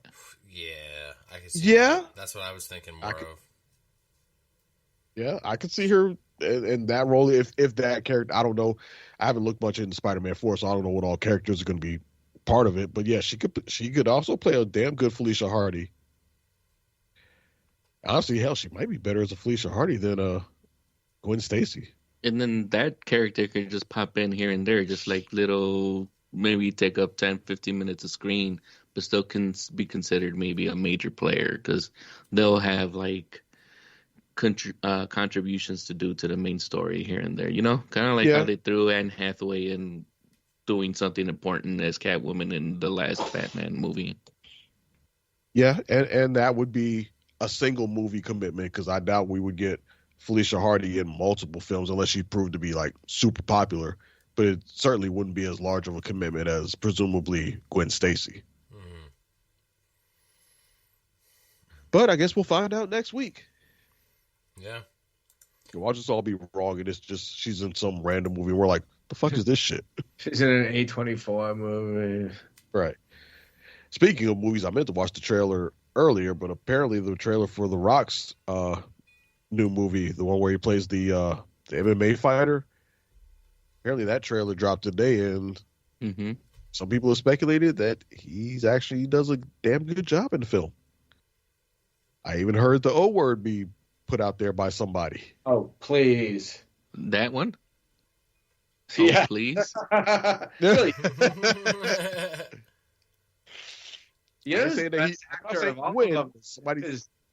I saw somebody say that this could potentially be, we could potentially see his first Big O nomination.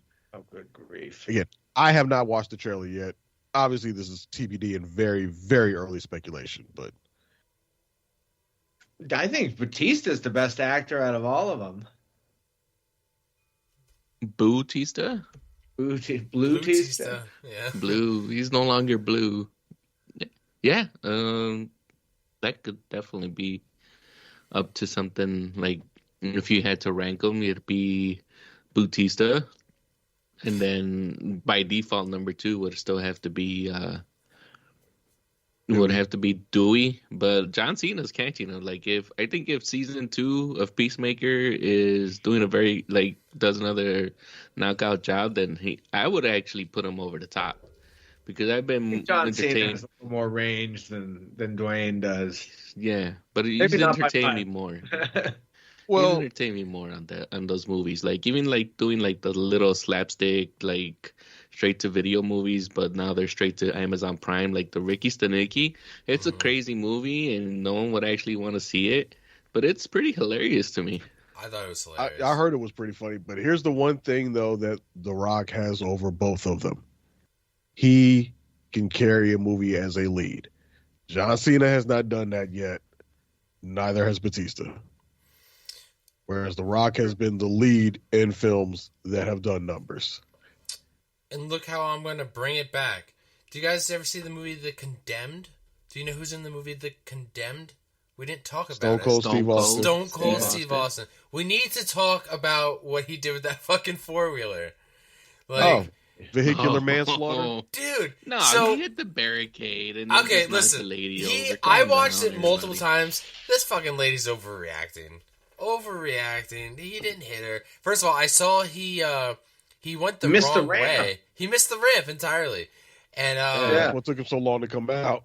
Yeah, because we were wondering, like, why is this music just taking forever? Yeah, dude, he goes around the turn and he goes past the commentary table and he hits the barrier, right? The lady just falls back, doesn't hit her, doesn't hurt her, doesn't damage the barrier. It has those LED lights. LED lights didn't, explode or nothing. It still worked. Yeah, it still worked. So I don't understand. Like, it's just overreacting, I guess. I got something here. Former WWE writer Vince Russo thinks the female fan who got hurt by Stone Cold Steve Austin's ATV can sue the stadium, WWE, TKO, and Stone Cold Steve Austin for hurting her. I swear to God, I'm like, bro, he's whipping around that ring way too fast. I swear, bro. You can definitely tell it's him because he says bro a lot. As soon as I said that, wham! I gotta tell you, man, not for anything. If that girl has a lawyer, whoa, bro. We are suing the arena. We are suing the WWE. We are suing TKO. We are suing Stone Cold Steve Austin, bro. Oh my God, bro. Rusev said on Wrestling Binge. That I did not insert any bros. That was perfect. What he said. Now, if Matt Riddle was to read that, how many more bros do you think would have been added to that? Bro. Imagine an interview between him and Matt Riddle. I mean, you know what I mean? Jeez. I remember listening to one of his podcasts, and I couldn't do it because of how many bros. I was like, dude, how old are you? How old are you? Yeah, all right. But yeah, Nick Combs down there talking to her, like, so it must have been pretty serious. Yeah. Maybe. Well, I mean, he's the president of the company. He immediately jumped into anti-lawsuit mode. Yeah, he saw like a green shirt guy situation where this fucking lady's gonna get hurt. She's gonna end up going to every fucking show. So, I mean, that'd be a small price to pay. That's one less $40,000 she could potentially deal with. Fucking Stone Cold Steve Austin can run over my fucking leg any day. I can sit down and watch wrestling. Yeah, you get WrestleMania tickets for life. Don't sue us. Okay. Yeah. Easy choice. Yeah, then they'll be trying to take you out the next year. Yeah, I know, right? There is. What? Yeah, you guys want to get into this? He wasn't the. That wasn't the only case of vehicular manslaughter that happened that weekend, because there was also another clip that went around after WrestleMania of Dominic Mysterio riding in a golf cart. Oh, yeah. Somewhere else around the arena, and they actually ran a motherfucker over. Yeah, that one was worse. Right. Like, they actually made contact with the human and hit him. Vince Russo wasn't talking about that one, bro. Right. We want to worry about some little dumbass woman that didn't sit her ass down and was a little too close to the rail. Granted, Stone Cold was probably drunk as fuck, or he was damn sure whipping that thing hard. I saw it, like, when he was doing it and he was whipping it around, I'm like, yo, he was whipping that thing around fast as shit. I mean, like, the man I got thought put it was in just the like, Hall of Fame. okay, he's got the space. He does this. Right. He does the ATV racing thing now. So I'm like, okay, he can handle it. He's got control. Then he went back for that second lap and he's whipping that thing. And all of a sudden, bam! And I was like, oh, well. Yeah. I mean, like, the man got inducted in the Hall of Fame again this year. He's probably having a couple beers back there. It's WrestleMania with the boys. I mean, I get it. It's wild idea. Yeah, he's gonna hang with Bret Hart, and when you're hanging with Bret Hart, you gotta come ready to party. Mm-hmm. Bet you next time we see Stone Cold, though, he walk his ass to that ring. Oh, God dang. I bet you his ATV privileges have been taken away. As soon as he got back there, Triple H went over, took the keys out of the ignition. Give me that. Right, just hand me the keys. Load it back up on the trailer. Keys, Austin. We're putting it in the warehouse. We're retiring it. Right. Oh, it's going to the headquarters. It'll be in the museum next year. Yep. at WWE World in New Orleans.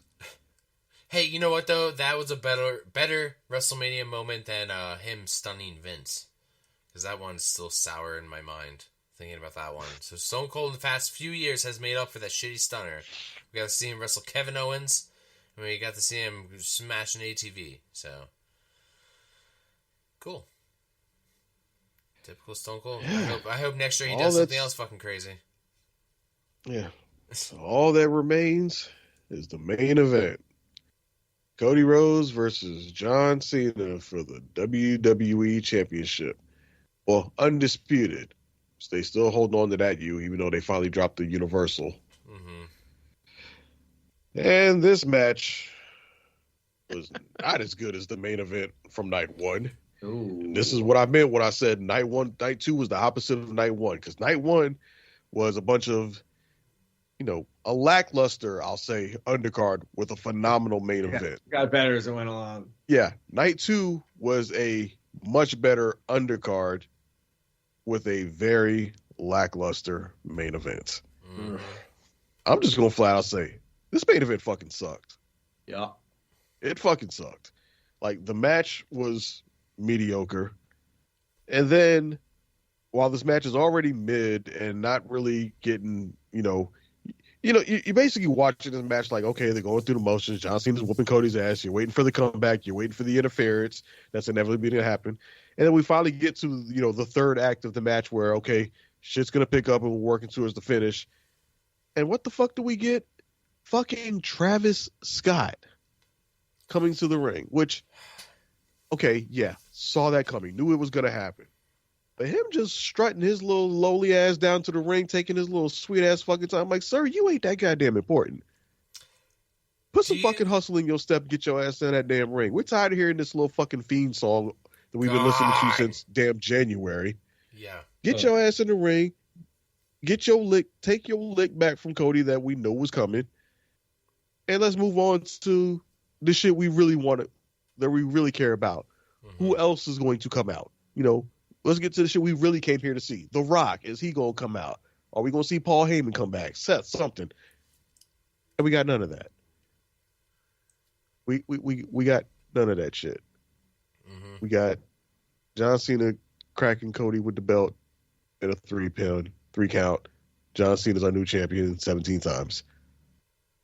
Fucking really? That's it? That's all the fuck you give us for night two of WrestleMania? Now I get it. Obviously, last year was the equivalent of Endgame for WWE. Mm-hmm. So, just like with the MCU, everything can't be Endgame after Endgame. Right. But yeah. Damn. Well, there was rumors that like the Cena heel turn happened early. It was supposed to happen at WrestleMania. So it's supposed to be face versus face. And that makes a lot of sense because they didn't even have these graphics ready for him until WrestleMania. He comes out with just the black screen and it just says John Cena and that's it. Which kind of says to me they weren't ready for it when it happened. By the way, did you catch the production lady in the background kind of runs out after John Cena and moves something? Yep. And then gets behind a pole and thinks she's out of camera, but she's not. She's still sitting there. But like, I think that this was just so haphazard, thrown against the wall. Like, they should have said The Rock wasn't going to be there, maybe, or whatever. I mean, I guess they never said that he would be there. In The Rock's defense, he said he was not going to be a part of WrestleMania. Yeah, but who believes that? Exactly. That's part of the problem. We're so used to being lied to that no matter what anybody would have said, we wouldn't believe it. Yeah, remember Dre was all about that Rock wouldn't have time to be at WrestleMania 40 because he'll be launching the USFL and XFL, and he wouldn't make it. And guess what? He made it. Right. So maybe Dre should have kept talking about how The Rock wasn't going to have time to appear at WrestleMania 41, and he probably would have showed up to spite him. Exactly. I was the one that was firmly in the camp that he wasn't going to be a part of 40, and that motherfucker worked both nights. But now, like, the soul stealing or soul selling makes no sense. Like, why on earth is anyone afraid of Travis Scott? Like, why is he a threat in any way physically? Like, I could see if it was like Method Man maybe or something. He's built like a linebacker, but then he's also like 50 something now. Like, but it's like why does Travis Scott spread? It was just a fucking mess. John Cena's calling spots as usual. Oh yeah. You didn't think it was going to be Omega Okada, I don't think, going into this, but it was just slow and deliberate. And Michael Cole's watching some other match because he's saying, "Oh, the fans are booing John Cena." No, they're fucking not. They're cheering for John Cena. Right. Every time he got off they were cheering. It was just like, what the fuck? It was just a mess. Just a mess. When I was thinking of John Cena getting his 17th world title run. I think when he was getting to 13, I started to fantasize about it. Like, oh, maybe he might do it. Maybe they'll do it. Maybe they'll pull the trigger. And then, we had that huge gap where he didn't have, another world title. So I never thought it would happen. But in my mind, I saw it completely different. I definitely didn't see Cody. I saw Ric Flair having part in it somehow, but this is years ago I thought about this. But not like this. Not like this. It is weird seeing John Cena come out with just black shoes. He's got the black armbands. He's got black everything and just the jorts, no colorful Should have had Fruity black Pebbles. Yeah. No colorful Fruity Pebbles shit. Apparently, we bullied him into getting his bald spot fixed, so, he got hair plugs just like Randy Orton did. Good for him. Where does Randy have hair plugs at? Randy used, it was a long time ago, he got hair plugs in. It was right around the time after, remember when he used to shave his head? Is there around He still does. No. Oh, not Randy Orton? Shave it, shave it all the way down, he started bicking it. And then, he got hair plugs in at one point because they were really obvious. In HDTV. Man, I gotta find him. Anyway, Doyle, I see all the spots John Cena's calling, man. I'm watching this match on mute. It was bad. Yeah, you see him. It's funny how you don't hear them as much as you see them when you're watching it on mute. I'm just seeing Cena just calling the whole fucking match. Yeah, and Dre, you're right, man. As soon as Cena would get any kind of offense, the fucking, the crowd loved it. But yeah, dude, how about the thing with John Cena is every year he would come out with his WrestleMania entrance would be very unique. Sometimes they'd be big and elaborate when he would main event, WrestleMania. But this year. No, man, it's just the down and dirty.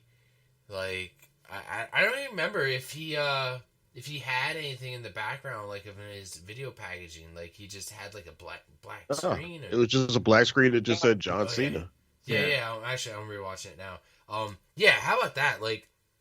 That's totally. I think that works shit. for his character now as a heel. But yeah, I mean, it definitely does. Clever as shit. Yeah, but why did he do that when he turned heel? I think because they weren't ready. I think because they rushed it. Yeah, right. I agree. I think the original plan probably was for this to happen at WrestleMania, but they wound up pushing the schedule forward. And if The Rock is to be believed based upon his interview on the Pat McAfee show that Monday, which apparently did not go over well, right?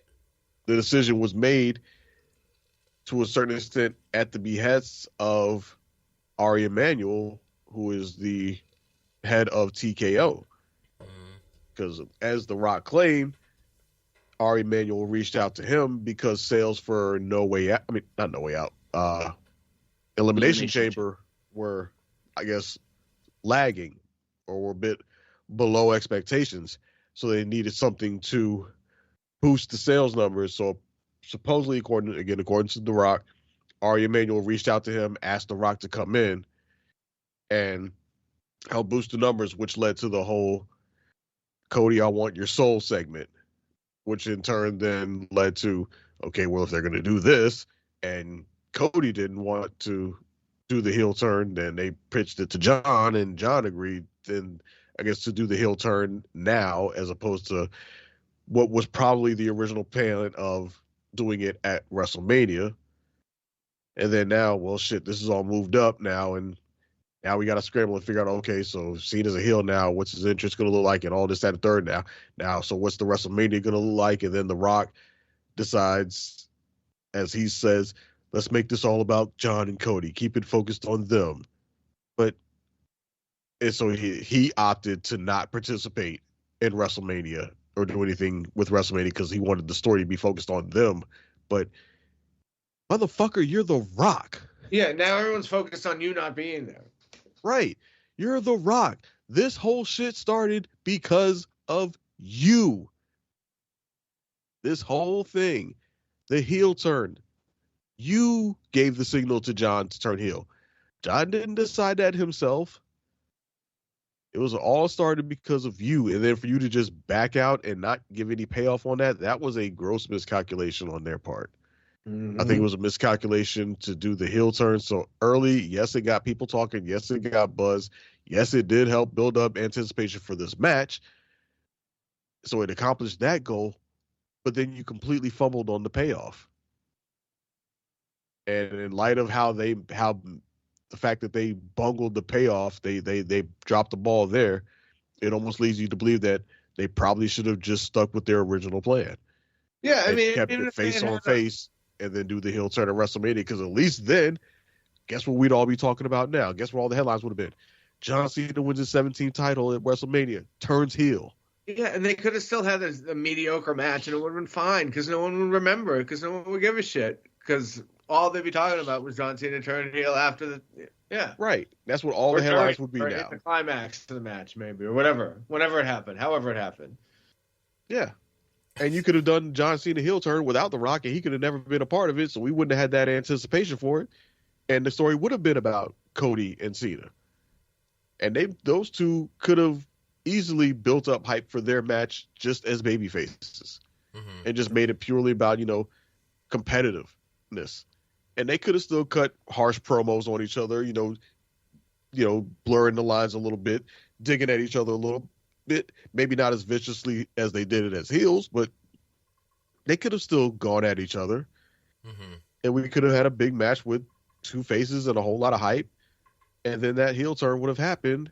And, maybe one, we would have been spared fucking Travis Scott, wouldn't have to deal with that motherfucker. And all our talk right now would have been like, holy shit, John Cena finally turned heel. And that would have been the lasting memory of WrestleMania instead of what it is now. John Cena was smiling when Travis Scott came out. The way he was smiling was like, you're so fucked, Cody. 170-pound Travis Scott's coming out to deal with you. Yeah. the hardcore champion. Why would anyone be scared of Travis Scott? I wonder if, right. I was also Coach should have met that too, motherfucker at the ramp and started stomping his ass out. If, that was maybe what The Rock was supposed to come out and do instead of Travis Scott. It would have been way more of an impact if The Rock's music would have hit instead of Travis Scott's music. And it would have been more impactful if The Rock would have, or if The Rock would have came out afterwards. Yeah, still. I knew Travis Scott was going to be involved at some point because they kept talking about Cody saying he was going to get his receipt back for, Travis slapping the shit out of him at Elimination Chamber. So I knew that was probably going to happen at WrestleMania. So I expected a Travis Scott run-in. I just expected more beyond that. Yes. We expected more from you. We expected more from you, Paul. I'm mad. We're disappointed. Yeah. This is probably going to be remembered as, when ranking WrestleManias, this is definitely going to be in the bottom half, I think. It ain't the worst, but it ain't one of the best either. And I don't even think it's going to qualify as one of the goods. I think it's going to be somewhere right in the middle or a little bit in the lower half of WrestleManias. There were some good matches in here, but overall, this was just it's a disappointment. And then when you factor in all the other things like the absurd ticket prices, the somewhat lower sales or lower than expected sales, and all the other talk of all the other things that they didn't have the greatest media week, but also, like we said, this has been the money mania more so than story. You know, Becky taking Bayley's spot. Yeah, I think people are not going to look back on this WrestleMania and remember it fondly. Yeah. I have here, it says WrestleMania 41 drew a record-breaking 124,693 fans across 2 nights at the stadium in Las Vegas, making it the largest gate in WWE history. Allegedly. Yeah, the event was also the most viewed WrestleMania of all time, with viewership up 114% from last year's WrestleMania record. Well, it's the largest manipulation of numbers. It's the ticket prices are so expensive. Yeah. Dollars can always be attributed to absurdly much higher ticket prices. The viewing numbers, that can be attributed to the fact that, as they stated, this was the first WrestleMania that was broadcast simultaneously around the world. As opposed to, I guess, in the past, it may have been staggered out in the past, depending on platform or location.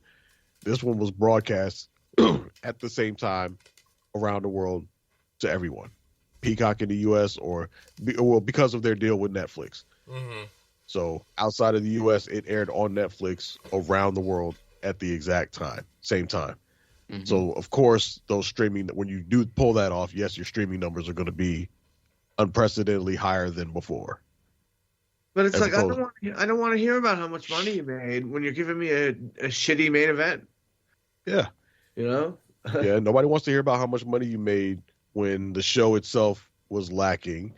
And nobody wants to hear about how much money you made when all the stories going into it have been how much more expensive everything is this year. Mm-hmm.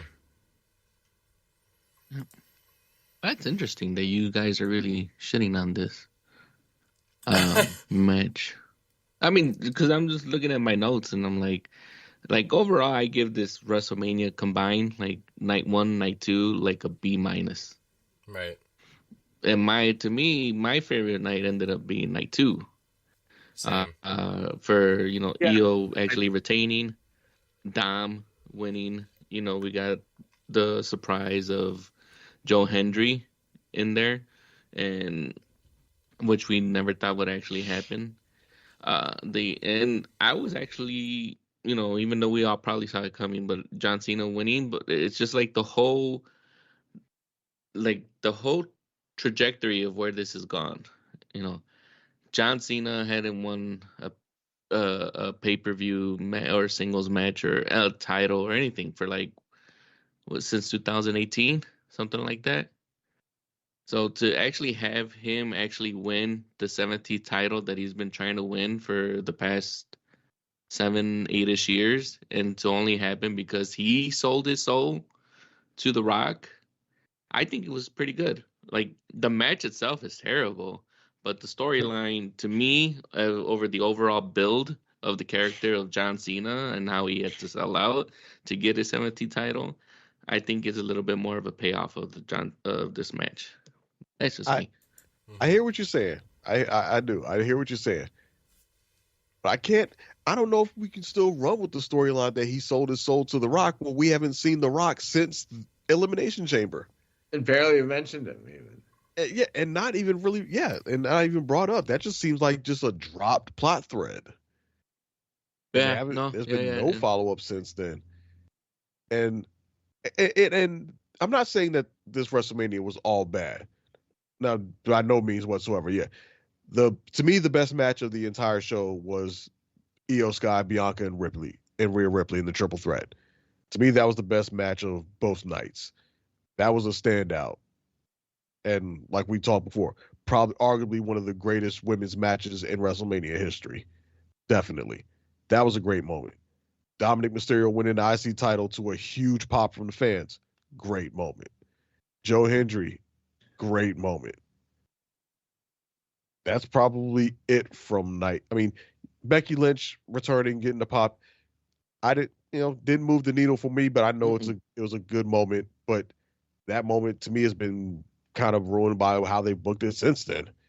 And also because it came at the expense of Bayley. So that moment is a negative for me. Night 1, obviously, Jey Uso becoming World Heavyweight Champion, great moment. Jacob Fatu, becoming U.S. Champion, great moment. And the main event was a great moment. Was great. But that's it. Yeah, so 2 nights of WrestleMania, and I got 14 matches, 6 matches, or 6 moments if you didn't like the whole matches out of 14. That's a little bit. I could have thrown those on there. Throw the TLC on there. Yeah, you definitely should have thrown the TLC Chelsea and Zelina on there. TLC. I think you could make a pretty good one night card out of this weekend. Yeah, you could have had 8 matches on one for both nights. Get those. The TLC, I think, for sure needed to be on there. If you're gonna have the Raw Tag Team Championship, you gotta have the SmackDown Tag Team Championship. If you like, why do you bother to create the U.S. title for the women's or the IC title for the women if they're not gonna go on there and actually defend them? Yeah. The Raw Tag Team match just did not need to happen at WrestleMania. There was no reason for that match to be on the card. Especially in light of the TLC match. They want to as a video game. That's why that match happened at WrestleMania. Yeah. Yeah, because people with money paid for sponsorship. And that's not a great way to run a wrestling show. Not at all. Not at all. And if the concern was that, we don't want the TLC match to potentially overshadow the main event, I don't know if I believe that, per se. Because that's never been a fear before. Like, they weren't worried about, TLC from WrestleMania 17 overshadowing Stone Cold and The Rock. So why would they be worried about Street Profits, DIY, and Motor City Machine Guns overshadowing Cody Rhodes and John Cena? Or Seth Rollins, Roman Reigns, and CM Punk? To me, that argument doesn't make sense. It just seemed to scream completely a money decision. And like you said, Doyle, that's not the good way. That's not a proper way to run a company. If you're putting money ahead of the product, it's going to catch you eventually. Yeah, that's not a good sign. It doesn't bode well. Yep.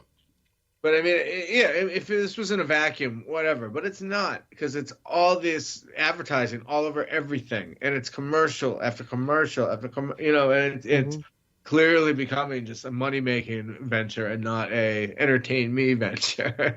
Now, the only thing I could remotely say, maybe in WWE's defense, is that this might be coming from above them. Some of the stuff could be TKO decisions being forced upon WWE. Sure, that obviously they have a parent company and a boss above them that they do have to answer to. Yeah, but that's them now, though. But yeah, I'm not saying that to let WWE off the hook. But that could be a not too well boding sign of the future. So I think there's some other stories that have come out since then that also are not really hope inspiring. I think I saw a story about our beloved music producers, Def Rebel. Apparently now they are set to start doing entrance music for UFC now. As opposed to, I don't watch that anymore. Yeah, as opposed to, normally in the past UFC guys came out to license music. Apparently now UFC Def Rebel will be making music for them in a cost-cutting maneuver from TKO. Which again, putting money ahead of the product. Well,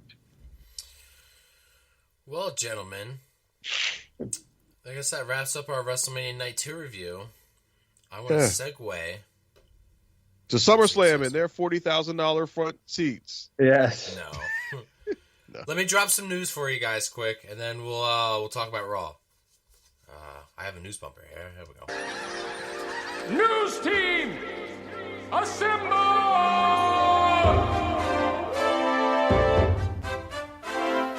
I've got news for you.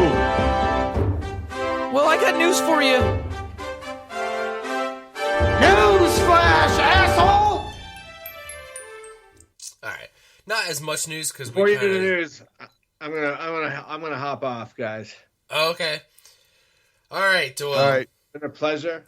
Yeah, Like man. the Facebook page, see me on the Discord there, and we will see you again. Have fun the rest of the way, guys. All right, Doyle. Later. All the best to Liz. Yep. Okay, take it easy. Later, buddy. Deuces. Bye.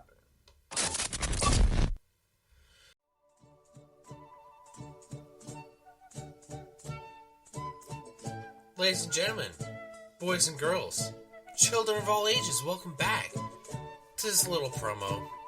I have to give one. You know what it's going to be about. Yeah, just sit here and listen. You made it this far into the show. What we're going to talk about is something very important. It's social media. Why aren't you part of the Twitter page, the Instagram page, our Facebook page? Join, share. And you know what? You get in there, we'll send you a link to the Discord. What's the Discord? It's where you can talk to us all day about wrestling. Not just that.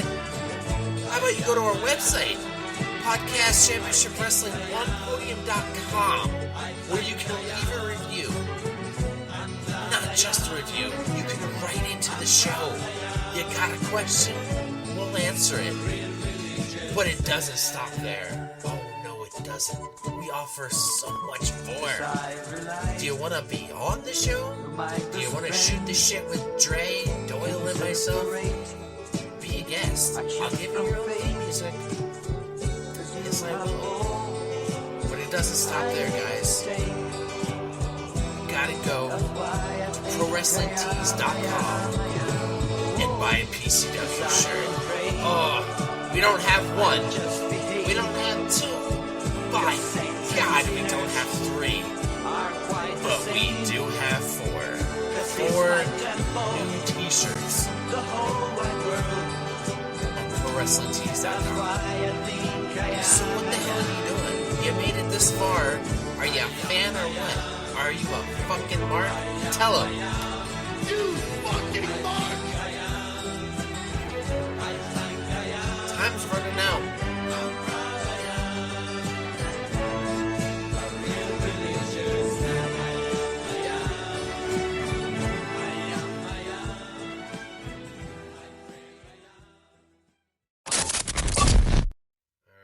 All right, guys. Here's what I got news left. I have just announced today, Carmella and Corey Graves are having their second child together. That's cool. Nice. Congratulations. Yep.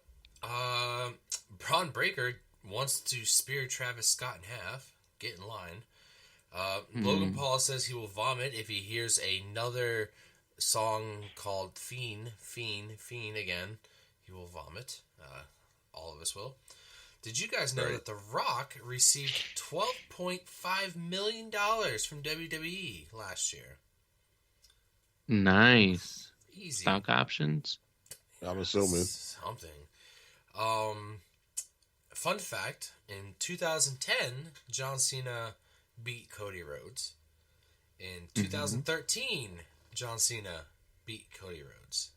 In 2015, when he was Stardust, John Cena beat Cody Rhodes. And in 2025, John Cena yet again has beaten Cody Rhodes. I saw that little stat like before WrestleMania, and I was like, "Yeah, man, they're on to something." And then, lo and behold, yeah. And the like I said, I'm sure Cody will get that final victory over John Cena before it's all said and done. Because even though Cena is the champion now, as I said in our pre-show, in our WrestleMania preview, I do think Cody's going to be the one to take the title off of John Cena. Now, is this before he goes heel, or are we having face Cody? No, I think it's going to be a babyface Cena. I mean, our babyface Cody. Yeah. I don't think Cody's gonna come back, turn heel, and defeat a heel Cena or out heel Cena. I think Cena will still be a heel, doing whatever. Cody will come back as a babyface. How, given how these fickle ass fucking fans have been acting in 2025, he'll see how they react to it. But the only way I could see Cody coming back and winning the championship as a heel is if the fans just flat out boo the fuck out of him. Is if he comes back to challenge John Cena and it is blatantly clear and obvious that the crowd is pro Cena and anti Cody, and then which forces creative to have to pivot and somehow turn Cody into the heel and revert Cena back to a babyface sooner than they expect, and have Cody become the heel champion. That's the only way I see it happening. But other than that, no, Cena will still be the heel. Cody will be the face, returning to save wrestling, to save the belt from being retired by Cena.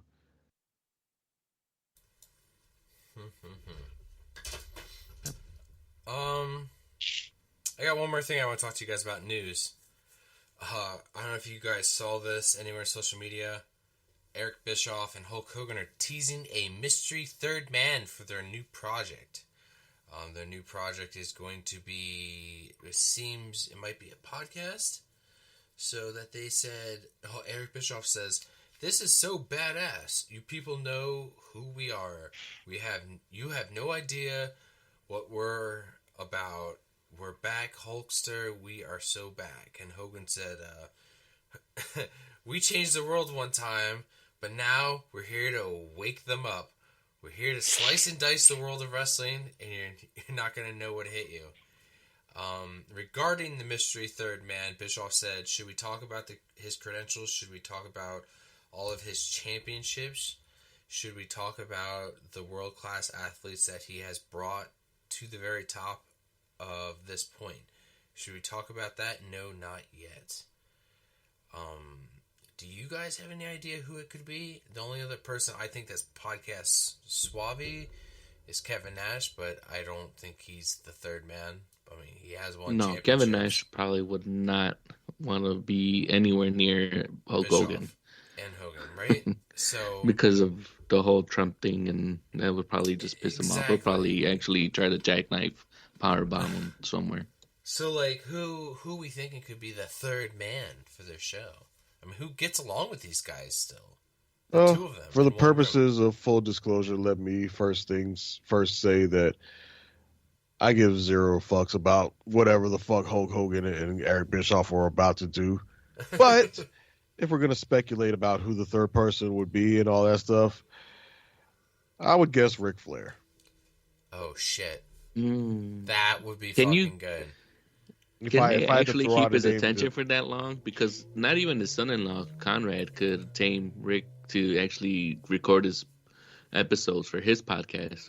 But I mean, if they're going to talk about, who the third person is, and we talk about all the championships they've won and all the world class, yada, yada. Like, if they're going to put that type of hype behind a third man, quote unquote, who would it be that would warrant, that one would possibly do it, and two, be a name worthy of that level of hype to even remotely give a shit about? Dude, I think only person right, I can think of would be Ric Flair. That's wild, because think of the wild, not just the wild stories the three of them are going to tell, but like the fact that none of it is going to either be true or it's just wild fucking bullshit. I'm going to keep my ear to the ground because I want to know, because Hogan just says the wildest shit nowadays. And Bischoff, anytime he gets cornered, he just goes, it was too long ago, I don't remember it. Because I used to listen to Bischoff's podcast all the time. Anytime he got, like, cornered with a question, he would just, play old man. So, and then Ric Flair is fucking senile at this point, so anything that man fucking says is fucking hilarious to me. I mean, what if it was Goldberg? What? I don't don't know. Goldberg pulls me enough to like want to listen to him. Does he sound like a personality for even a fucking podcast? I don't know. For an we're episode, speculating, maybe. like, For an ongoing podcast, if that's what this is, I couldn't see him doing an ongoing thing. True. An episode, yes. Ongoing, no. That's another thing. You're right. Longevity. This isn't just one episode. It's till one of these fucking old farts passes away. And also, given that if Goldberg is set to be back on WWE television anytime soon, I highly doubt WWE is going to want him doing something that they don't have control over with Bischoff and Hogan. I totally forgot to argue with Doyle about the whole Goldberg situation. That's cool. It's cool. We still got 2 more weeks until you have to do the Backlash preview, so I know. Put a pin on it. Right. Right. We'll have plenty of time to talk about Gunther for Backlash. Do you guys want to talk about you want to talk about Raw? Like the Raw after Mania? Yeah. How it was the Raw I wish I fucking went to. You know, last year my voice was shot, dude. How Raw after Mania was better than both nights of WrestleMania? Dude. Okay, so we're talking we had Io Sky versus Stephanie Valkyrie from NXT. Stephanie Valkyrie. Yeah, from NXT. So I mean that was a great fucking match. And I mean like they've the past like 2 weeks they've had NXT superstars, the champions on the show. And they've been putting on a hell of a match. Yeah. Well, officially now, Roxanne Perez and Julia are on Raw. They've been called up now, so they're main roster now finally. But Stephanie Valkyrie obviously still the NXT champion. So, but yeah, it is kind of surprising that they've had her work matches the last 2 weeks on Raw. Like you said, with Io night 1, which I'm surprised they let them work as long as they did. I thought it was going to be like, some quick tease match, but not give anything away, and we were going to get a quick run-in. But no, they let them go for like at least 2 or 3 segments before we got the run-in from Julia and Roxanne. And then this past week, she got to work a full-length match with Ivy Nile. Yeah. Yeah, so we got that. We got we got a little bit further in the story of Karrion Kross and AJ Styles. We got Gunther, beating the shit out of, choking out Pat McAfee, making Michael Cole almost fucking piss himself, and then tell people, I want to get back to work because I'm not afraid of bullies. We had Dominic versus Penta, which for the IC title, and you know what? As much as I thought like this was gonna be, Dom could easily lose this, real quick, and no, I was like some snickety, and he got the pin in. And I was like, all right, let's keep this going, man. Like let's go for a lengthy IC title run with Dom. I'm all for it. This, so retained with a frog splash. We had the fallout of Finn and Dom. Apparently, it's just water under the bridge. What happens in Vegas stays in Vegas. And then we get Seth Rollins coming out with we get him coming out with Paul Heyman. And then we get CM Punk comes out, and then we get Roman Reigns. We get all these guys back in this ring again, and we get Braun. Well, Seth came out and got his ass whooped first. He got his ass whooped. He did get his ass whooped. And then Roman came out, got the upper hand on Seth. Superman punched Paul. Yeah. Ready them for the spear, and then Seth. Yeah, I like how Seth beat down Punk, and then he threw him out the ring before Roman got in. But yeah, it was just so happening so quickly that I was very much caught off guard by this man in a hoodie who speared the shit out of Roman Reigns. There's not many people I've seen spear the shit out of Roman Reigns. I've seen Goldberg face Roman Reigns. I've seen Edge face Roman Reigns, Bobby Lashley, but spear wise, that was fucking nasty. Spear, somebody hit freaking Roman that hard. I immediately thought Rhino's back. Rhino would have been twice that size of Braun Breaker. Right. Right. I glossed over the whole beginning half of Raw. I'm sorry. We also got we talked about it earlier, how the tag titles swapped hands again.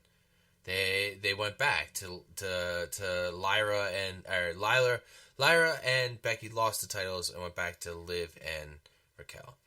And then that's when we got the heel turn from Becky, which was awful. I thought it was awful because Lyra just laid there like, stop kicking me. I looked up to you.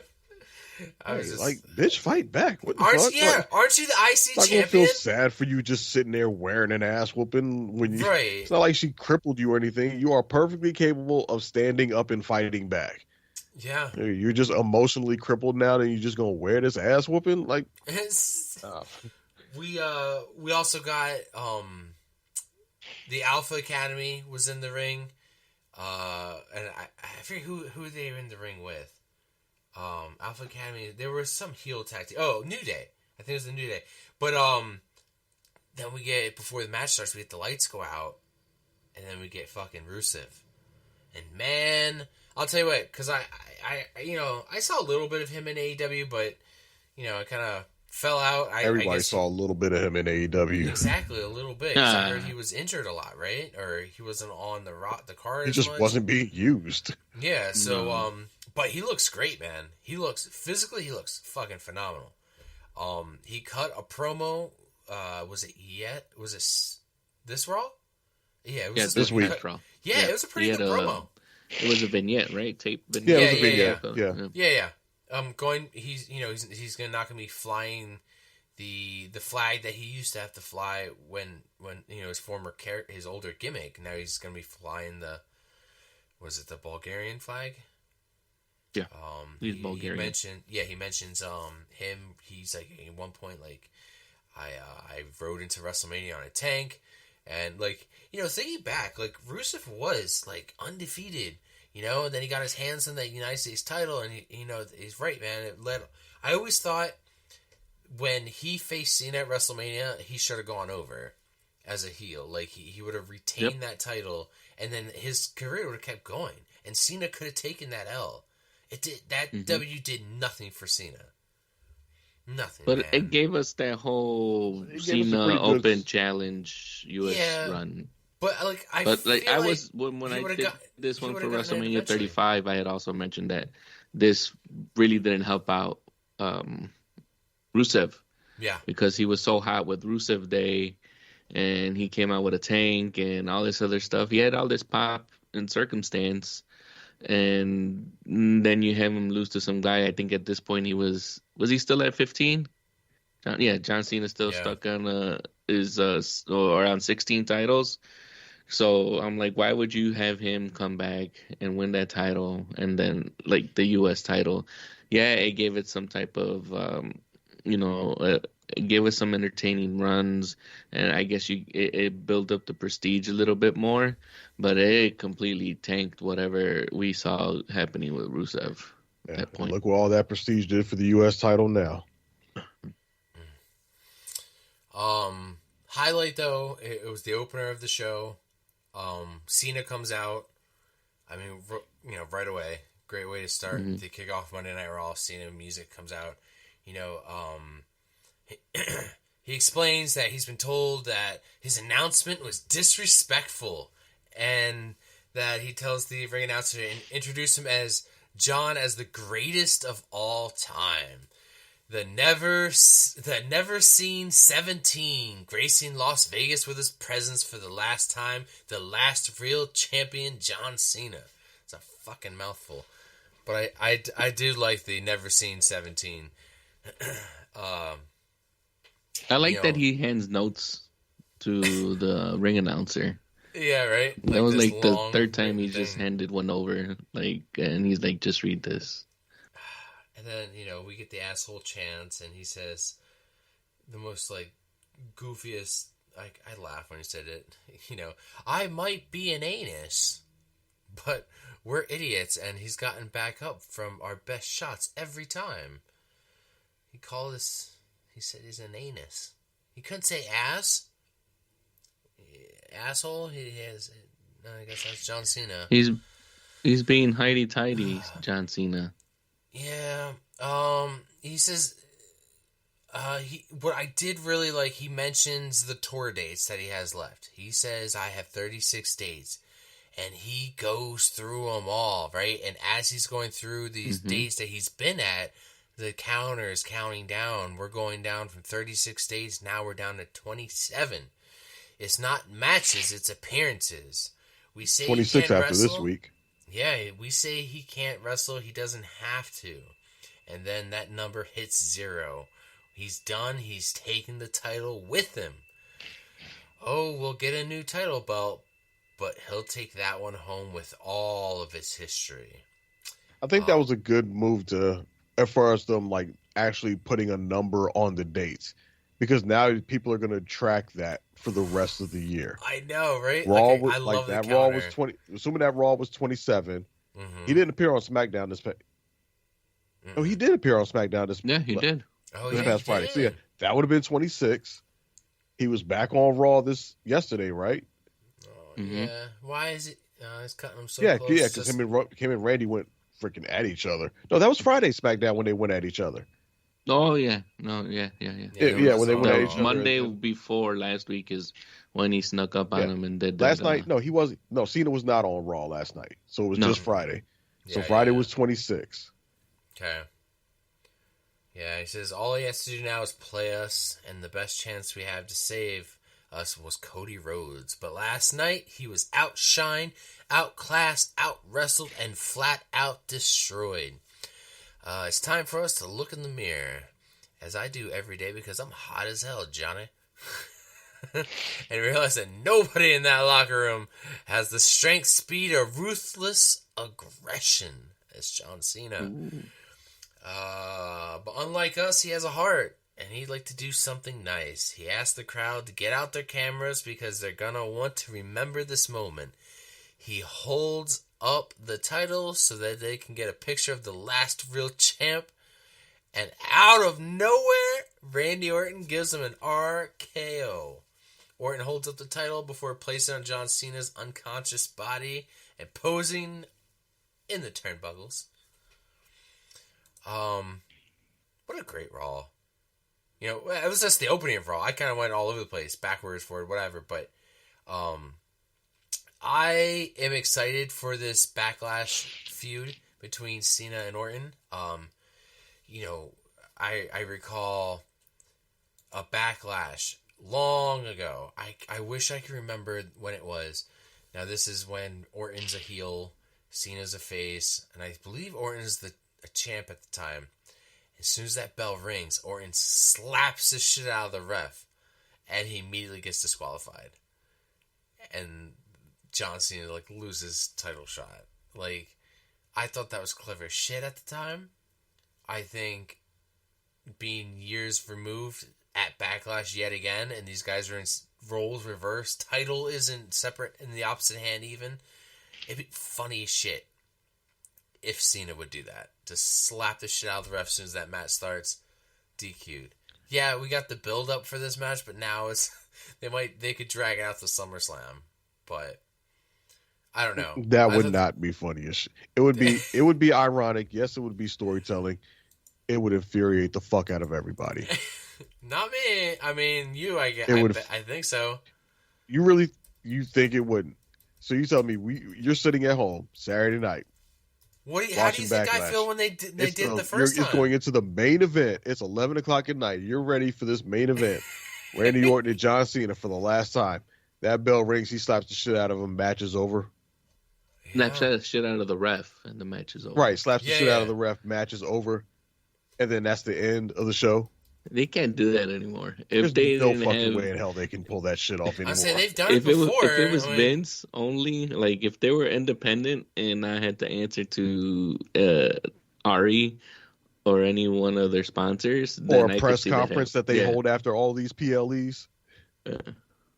But yeah, that's some you're gonna have to erase that from your Mad Libs of fantasy booking, Wayne, because I don't think that's ever gonna come back. I know it's not, No way. but like, could you imagine though, like just the callback, like I have no idea what year that was, but anyway, I still at the end of the day, like these two guys are very very close in achievements in their career. Both Money in the Bank winners, both Royal Rumble winners, multiple Money in the Bank, multiple Rumble winners, multiple. Cena held the United States title. Orton was an Intercontinental title. Did Orton hold the United States title ever? I don't know if he did. And if he did, maybe he only held it once, but I don't think he did. These guys both held various versions of the tag titles. They've held undisputed titles, 2 titles at once. They even fought for 2 titles. And Orton came out on top last time. I think that was the last time they fought. Was when they merged both titles together. Yeah, like obviously their careers have paralleled each other, neck and neck. They could easily be an episode of WWE Rivals, and there will probably be a documentary done about Cena and Orton, the way they've done, Rock and Stone Cold and yada yada. They'll forever be linked together. Unfortunately, as much as people are looking forward to seeing this match, and I'm looking forward to seeing them again, or seeing this match, but really only for the purpose of just seeing Cena and Orton one last time, because we know Cena, we know Orton's not winning, and the match itself, I hope they can pull off a good match and really make, even if the outcome is going to be predictable, I hope the match itself is memorable and good. I'm somewhat nervous about that because one thing I have noticed that I wanted to touch on during the WrestleMania talk, but one thing I've noticed with Cena this year, he's obviously working matches and working stuff. He's been working very safely this year. And for it to be his last year and going out, you can tell he's still definitely playing it safe so that he, one, doesn't injure himself and put any of his Hollywood obligations at risk, but also so that he doesn't injure himself and put the rest of this year at risk.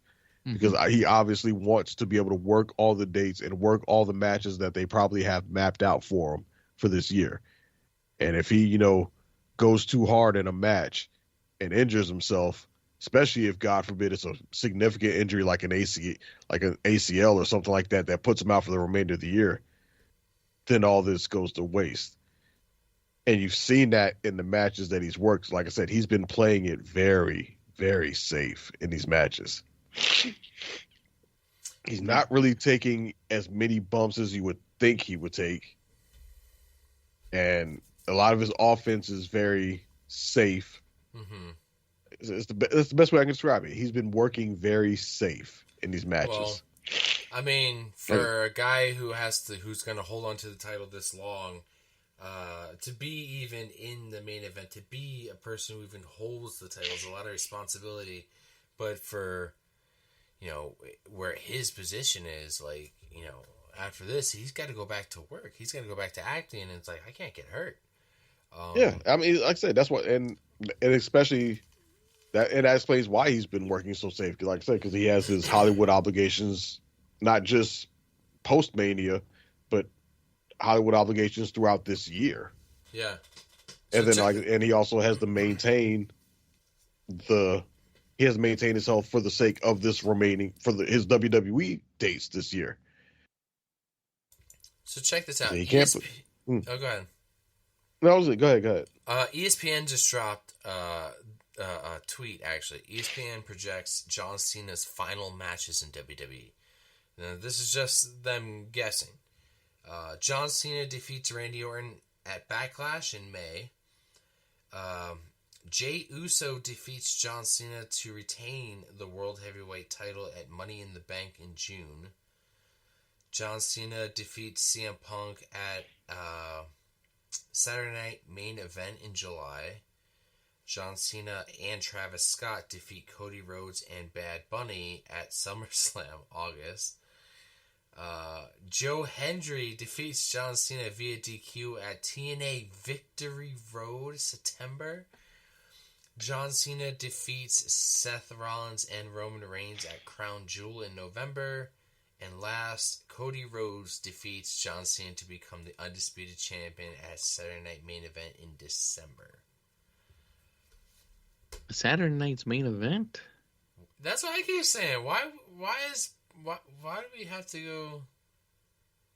What? A couple of those matches are obviously bullshit. Because one, Jey Uso defeating John Cena to retain the World Heavyweight Championship.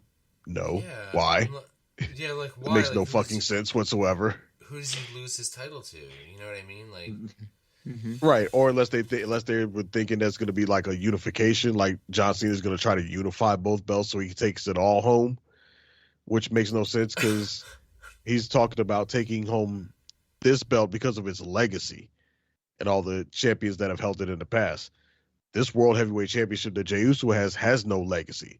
It's not a callback to Big Gold. It's not a callback to the old World Heavyweight Championship. It's just Seth Rollins, Drew McIntyre, Damian Priest, Gunther, and Jey Uso. That's it. That's all the legacy it has. So it makes no sense for Cena to go after that belt. So that match makes no sense. Cody defeating John Cena at the end of the year at Saturday Night Main Event makes no sense because don't we already know that like the last Raw of the year or something like that's going to be in Boston or something like that? Yeah, I thought that's what they were aiming to have him. Yeah. Yeah, that was a big discussion. So I don't see his last match being a Saturday. Well, I won't say that. I could, in theory, see his last match being a Saturday Night Main Event if WWE really cares, or if NBC Universal pushes WWE to make these Saturday Night Main Event shows something worth tuning into. Right. Because right now they've just been glorified showcases with no real value or stakes. If the NBC Universal pushes WWE to say like, hey, look, stop giving us these glorified bullshit showcase shows and give us something that's actually worth putting on television, something that's actually worth it, is going to draw ratings, then I could see them maybe doing that for the end of the year, like, and really building it up. John Cena's last match on Saturday Night Main Event, and that's where you tune it in, and that could potentially draw a huge number for NBC. Sure, I can see that, but that match is also not going to happen with John Cena as a heel either. So unless Cody was to come back and turn heel before then, and then John Cena has his last match as a babyface defending the title, which he loses, maybe. Also don't see John Cena going out on a loss either. I don't think that's how they wanted him to end. Or, his final WWE match. I think it's going to be a match that he has with somebody. He wins. His music plays out. He goes out celebrating with the fans and his final goodbye. So it's not going to be a title match. Like I said, I think he drops the title well before that. I think he'll probably stay a heel, drop the title to baby. If he can remain a heel, he'll drop the title to babyface returning Cody Rhodes, and then he may go away and then come back as a babyface. Maybe the face turn happens in that match. Like, it's a good enough match where the fans cheer him again afterwards. And then he comes back, does his final couple dates as a babyface, gets the adulation of the fans, and goes out in a big celebration. I could see a triple threat happening between what they say, Cena, Roman, and who at Crown Jewel? Seth at Crown Jewel. Yeah, I can see that. I could maybe see it. I could see the Saudis paying for that. They'll pay for anything. Yeah. Yeah. We're definitely Yokozuna, going where are you? Definitely getting CM Punk versus John Cena. That match is definitely happening. I don't know if it's going to be Saturday Night Main Event.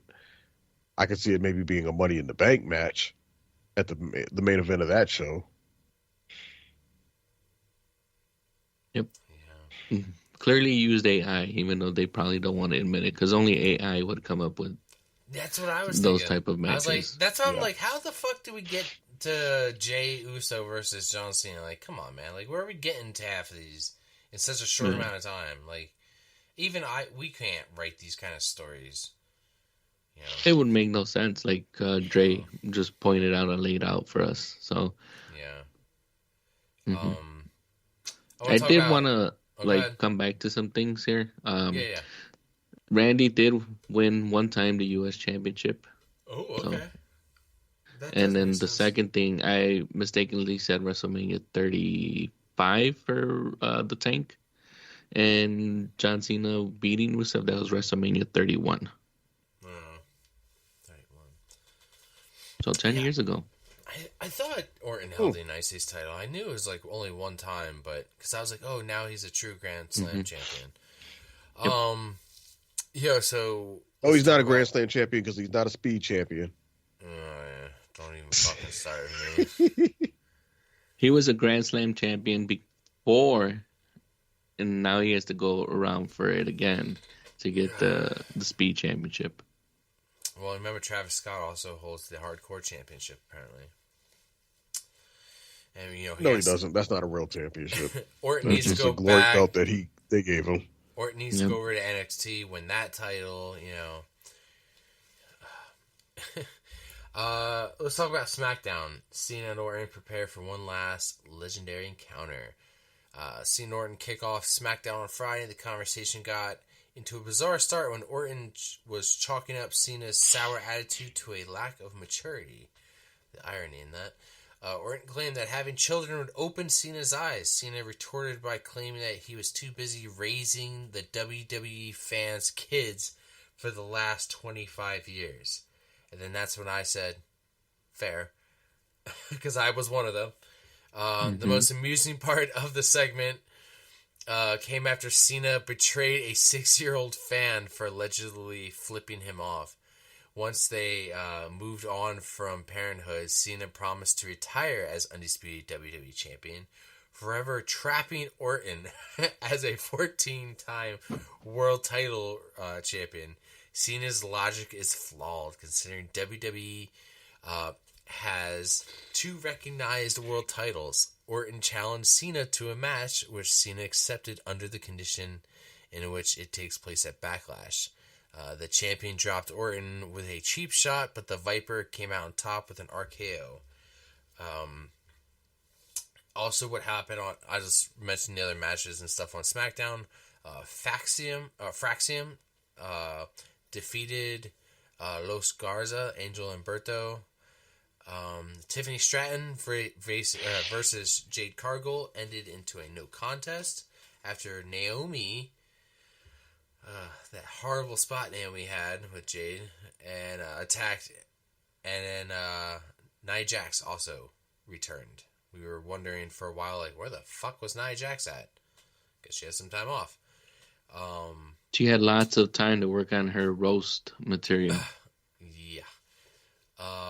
Solo Sikoa claimed responsibility for Jacob Fatu's success, drawing a volatile reaction from the new United States champion. Women's United States champion Zelina Vega defeated Chelsea Green. Well, Chelsea Green was defeated by Zelina Vega. Zelina is finally a title holder. It was announced that Chelsea Green is taking some time off. I guess her, also Damian Priest also requested time off. And I was like, yeah, you guys were running for a while, so I get it. I think, yeah, it's great that they finally are recognizing maybe Zelina Vega's talent. And I like that. This is what maybe the mid-card title should be used for, you know? We also had Drew McIntyre defeated LA Knight via disqualification after Damian Priest attacked McIntyre. McIntyre is the number 1 contender for the United States Championship. Post-match, Fatu laid out Knight and Priest. Gentlemen, we had a return. Aleister Black returned, knocked out The Miz with the Black Mass. Aleister Black returned after WWE after a 4-year absence. It seems, in the past month or so, we've had 5 AEW superstars come over. We had, is his name Ricky Stark, I want to say? He's Ricky Saints now. Ricky Saints. Yep. We had him. We have Penta. We have Rey Fenix. We have Rusev and Aleister Black. So we have people returning, and we have guys who are new. It kind of feels like, like in Avengers Endgame, when the Hulk snaps everybody back after the past 4 or 5 years, all those contracts in AEW run out. It really feels like it was not too long ago that I recall, Rusev and Aleister Black going over to AEW and signing like a 4 or 5 year contract. And, I was like, man, it's going to be a while till those contracts run out. But I'm like, hopefully they come back. And, when Triple H took over and Vince stepped down, right away, that was the first thing I thought of was like, ooh, it's any company. If you didn't get along with the boss, but then you find out no, somebody else is in charge now. It's way better. The chance of overturn of people coming back, is pretty high, and we've seen that, and I think that's great. Especially if you're being underutilized in the company that you went to. It's the proverbial case of finding out that the grass isn't always greener on the other side. Absolutely. Because maybe, they weren't being used at their best in WWE, whether it was missed opportunities or just being poorly booked or what have you. So they thought they would find better pastures over in AEW, only to find out that AEW would use them even less. Yeah. Or they'd be even more underutilized. Maybe less so with Aleister Black, because I guess he did have a decent run for a little while as Malachi Black and the whole House of Black thing. Yeah. But eventually that kind of ran its course as well. Yeah. I don't think he was fairly injured. I think he had, again, not that I paid the most attention to the AEW product, but. Yeah. But how about Aleister Black and Selena Vega both getting, some spotlight and a win, that's good for them. I like seeing when couples succeed. Also, didn't want to gloss over the main event, the WWE Tag Team Championships. The Street Profits, who were the champions, defeated Motor City Machine Guns and DIY, retrieving the titles in a TLC match. They also did the spot where very similar TLC spot with is it Edge spearing somebody off of the Jeff Hardy. Yeah, they recreated it. I think it was a great match. Go back and the match itself was a banger. Yeah, it was a legit banger match. It was like we've said time and time again. This was the match we should have had at WrestleMania. Yeah, absolutely. This match was absolutely phenomenal. It was top notch. Everybody brought it in their matches, and it cooked. And I'm glad that the Street Profits retained. Yeah, me too.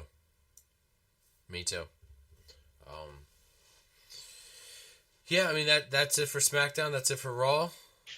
That's it for I Got News. I don't know if there's anything else you guys want to touch on. As far as SmackDown goes, like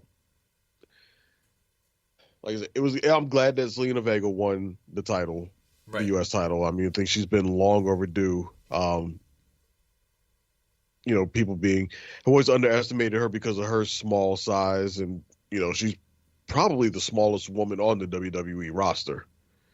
And I don't think it's really that close. But other small women have clearly shown if you can go in the ring, then you can get over and you can have success.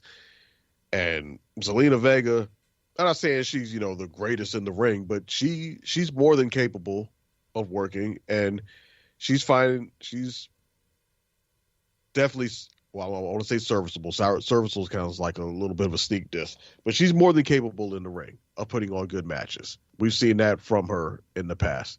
And as far as personality, she definitely has more personality in her than a lot of women on the roster. She just hasn't really been given much opportunity to use it or to showcase it. But every time I've seen her in stuff outside of WWE or anything like that, where she's just allowed to be herself, yeah, she's got fucking personality for days. If she can find a way to, and bring her personality that she naturally has and build a character around it, she could definitely go far or go further. But either way, I'm glad to see her as the champion. I hope that this is not just some BS where she has it this week and she loses it again by the end of May. But good for her. Glad to see that. The Orton Cena segment, that was good. They were definitely going at each other. Not as hard as Cody and Cena were, but you can tell that, all their history of working together, you can see they were bringing that to the table, and just in terms of the sheer emotion that they were throwing at each other. Yeah, like I said, and obviously the main event was a banger. Yeah. What's up, Carlos? Let's get some feedback.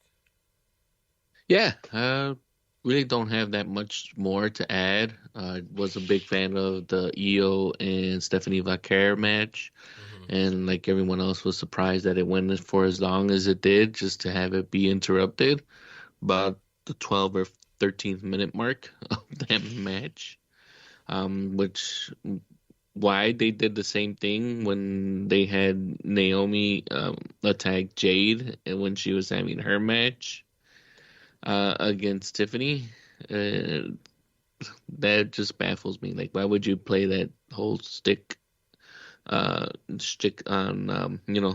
back-to-back shows? Right. We're gonna run like 10-minute plus matches, and then someone will finally come and interrupt it. So it's the only thing that it seems like they just weren't really focusing on what to do. So they're like, well, this worked on Monday, let's just go ahead and do it here. I mean, it's the only way to protect talent, because no, I understand that part, but I'm just like, why run it again? Like the same exact thing. Like, find a different way to do it, but or not have it go as long and just have it be something that's right away. But yeah, that's that. We had the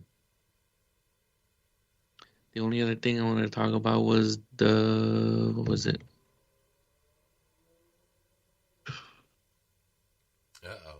We didn't get any type of acknowledgement of JD McDonough, guys. I didn't hear anyone of you guys bring him up in this little recap. It's kind of weird that I don't give a shit about that little big headed motherfucker coming back. Yeah, he back. He's back.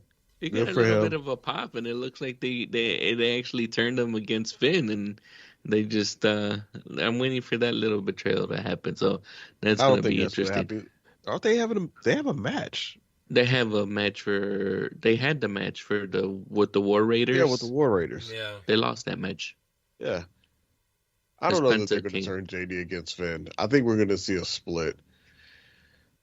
Yeah, but it's obviously that they're not keeping Finn in the loop.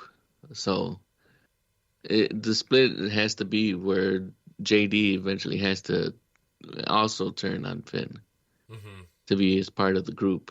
Yeah, but the problem with that, though, is that if everybody turns on Finn, then that positions Finn as presumably the babyface because all the heels are turning against him. But nobody's invested in Finn like that. So I don't see where the payoff would be. Like, oh my God, we kicked Finn out the Judgment Day. So I think there's a swerve coming. Okay. Like, either the swerve is coming or there's going to be a pivot in the storytelling, because clearly there's only one person in Judgment Day that gets face pops at this moment, and that's Dom. And for my money, the more compelling story would be Dom getting kicked out and Liv, who's still a heat magnet, deciding to side with Finn. Like, she cheats on Dom with Finn. Well, now we have to Dom ends wait up the 6 one on to the 8 outs. weeks on that now. Sure. I mean, and they could still play that out though. They could, she's out on such and such, and maybe Yeah, something FaceTiming like them or texting. Yeah, or like like Finn gets it or something like yeah, or that. maybe there's some weeks where they're like, "Yo, Finn, where were you at?" Like, maybe a week Finn's not there. Right. Then next week, hey Finn, where were you at? I was taking care of something last week. Yada yada. Turns out he went out and saw Liv while she was filming the movie, and things kind of happened. One thing led to another. Next thing you know, they're carrying on some secret affair behind Dom's back. And then when Liv comes back, she turns on Dom and she sides with Finn. And Dom's on the outs. Because at least by that point, you should definitively know where the fans are with Dom. Right. If it's going to be a couple of weeks for Liv, you should definitively know where the fans are at with Dom and where the fans are at with Finn. So you should be able to clearly have those lines defined. And then Liv returning can be the catalyst for the, one of them getting kicked out. Mm-hmm. Book it. Paul, if you're listening, hire Trey to be in the writer's room. He has no problems also being part of that reality series that you have cooking up where you follow the writers in the writing room. I forgot what it's called. Uncured or something. Unscripted? What was it called again, Wayne? I think it's fuck, you made me forget. Unreal? Yeah, I don't know. Uncut? Undeserving because we didn't really care. Yeah, exactly. All right, guys, let's wrap this bitch up. This has been a long episode. Yeah, I got nothing else to plug. Okay. Oh, as always, Instagram.com/PCW podcast, and also the Instagram. I mean, not the Instagram, the Discord. Yep. Drugs are kicking in. These allergies are kicking my ass. Carlos, plug your show, man. What you got? Hey, yep. So Revisiting the Mania, we have just gone over 100 subscribers on YouTube. If you have joined us and followed and subscribed to us, thank you. Our next show is going to be a recorded one. We are revisiting our notes from WrestleMania 9 and comparing them to the documentary that just recently came out of WrestleMania 9. So we expect to have that out on Sunday. Nice. Cool. Yeah. Awesome, man. I'll check that out. All right, guys. With that said, let's get the hell out of here. You are the world's dumbest son of a bitch. The fact that day in and day out, for almost 6 years, I have proved to everybody in the world that I am the best on this microphone, in that ring, even at commentary. Nobody can touch me. You are not ready for Oscar! Because the Street Profits are up and we want the smoke. You're next! Talk about your Psalms, talk about John 3:16. Austin 3:16 says I just whipped your ass. Well, let me tell you something, brother.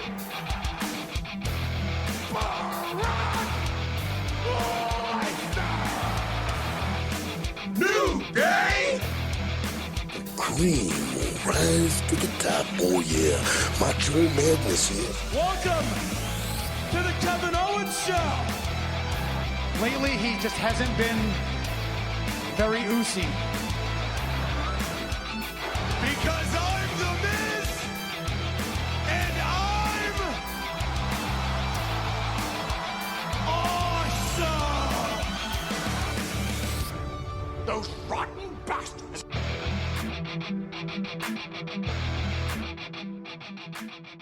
Bye-bye, bitch.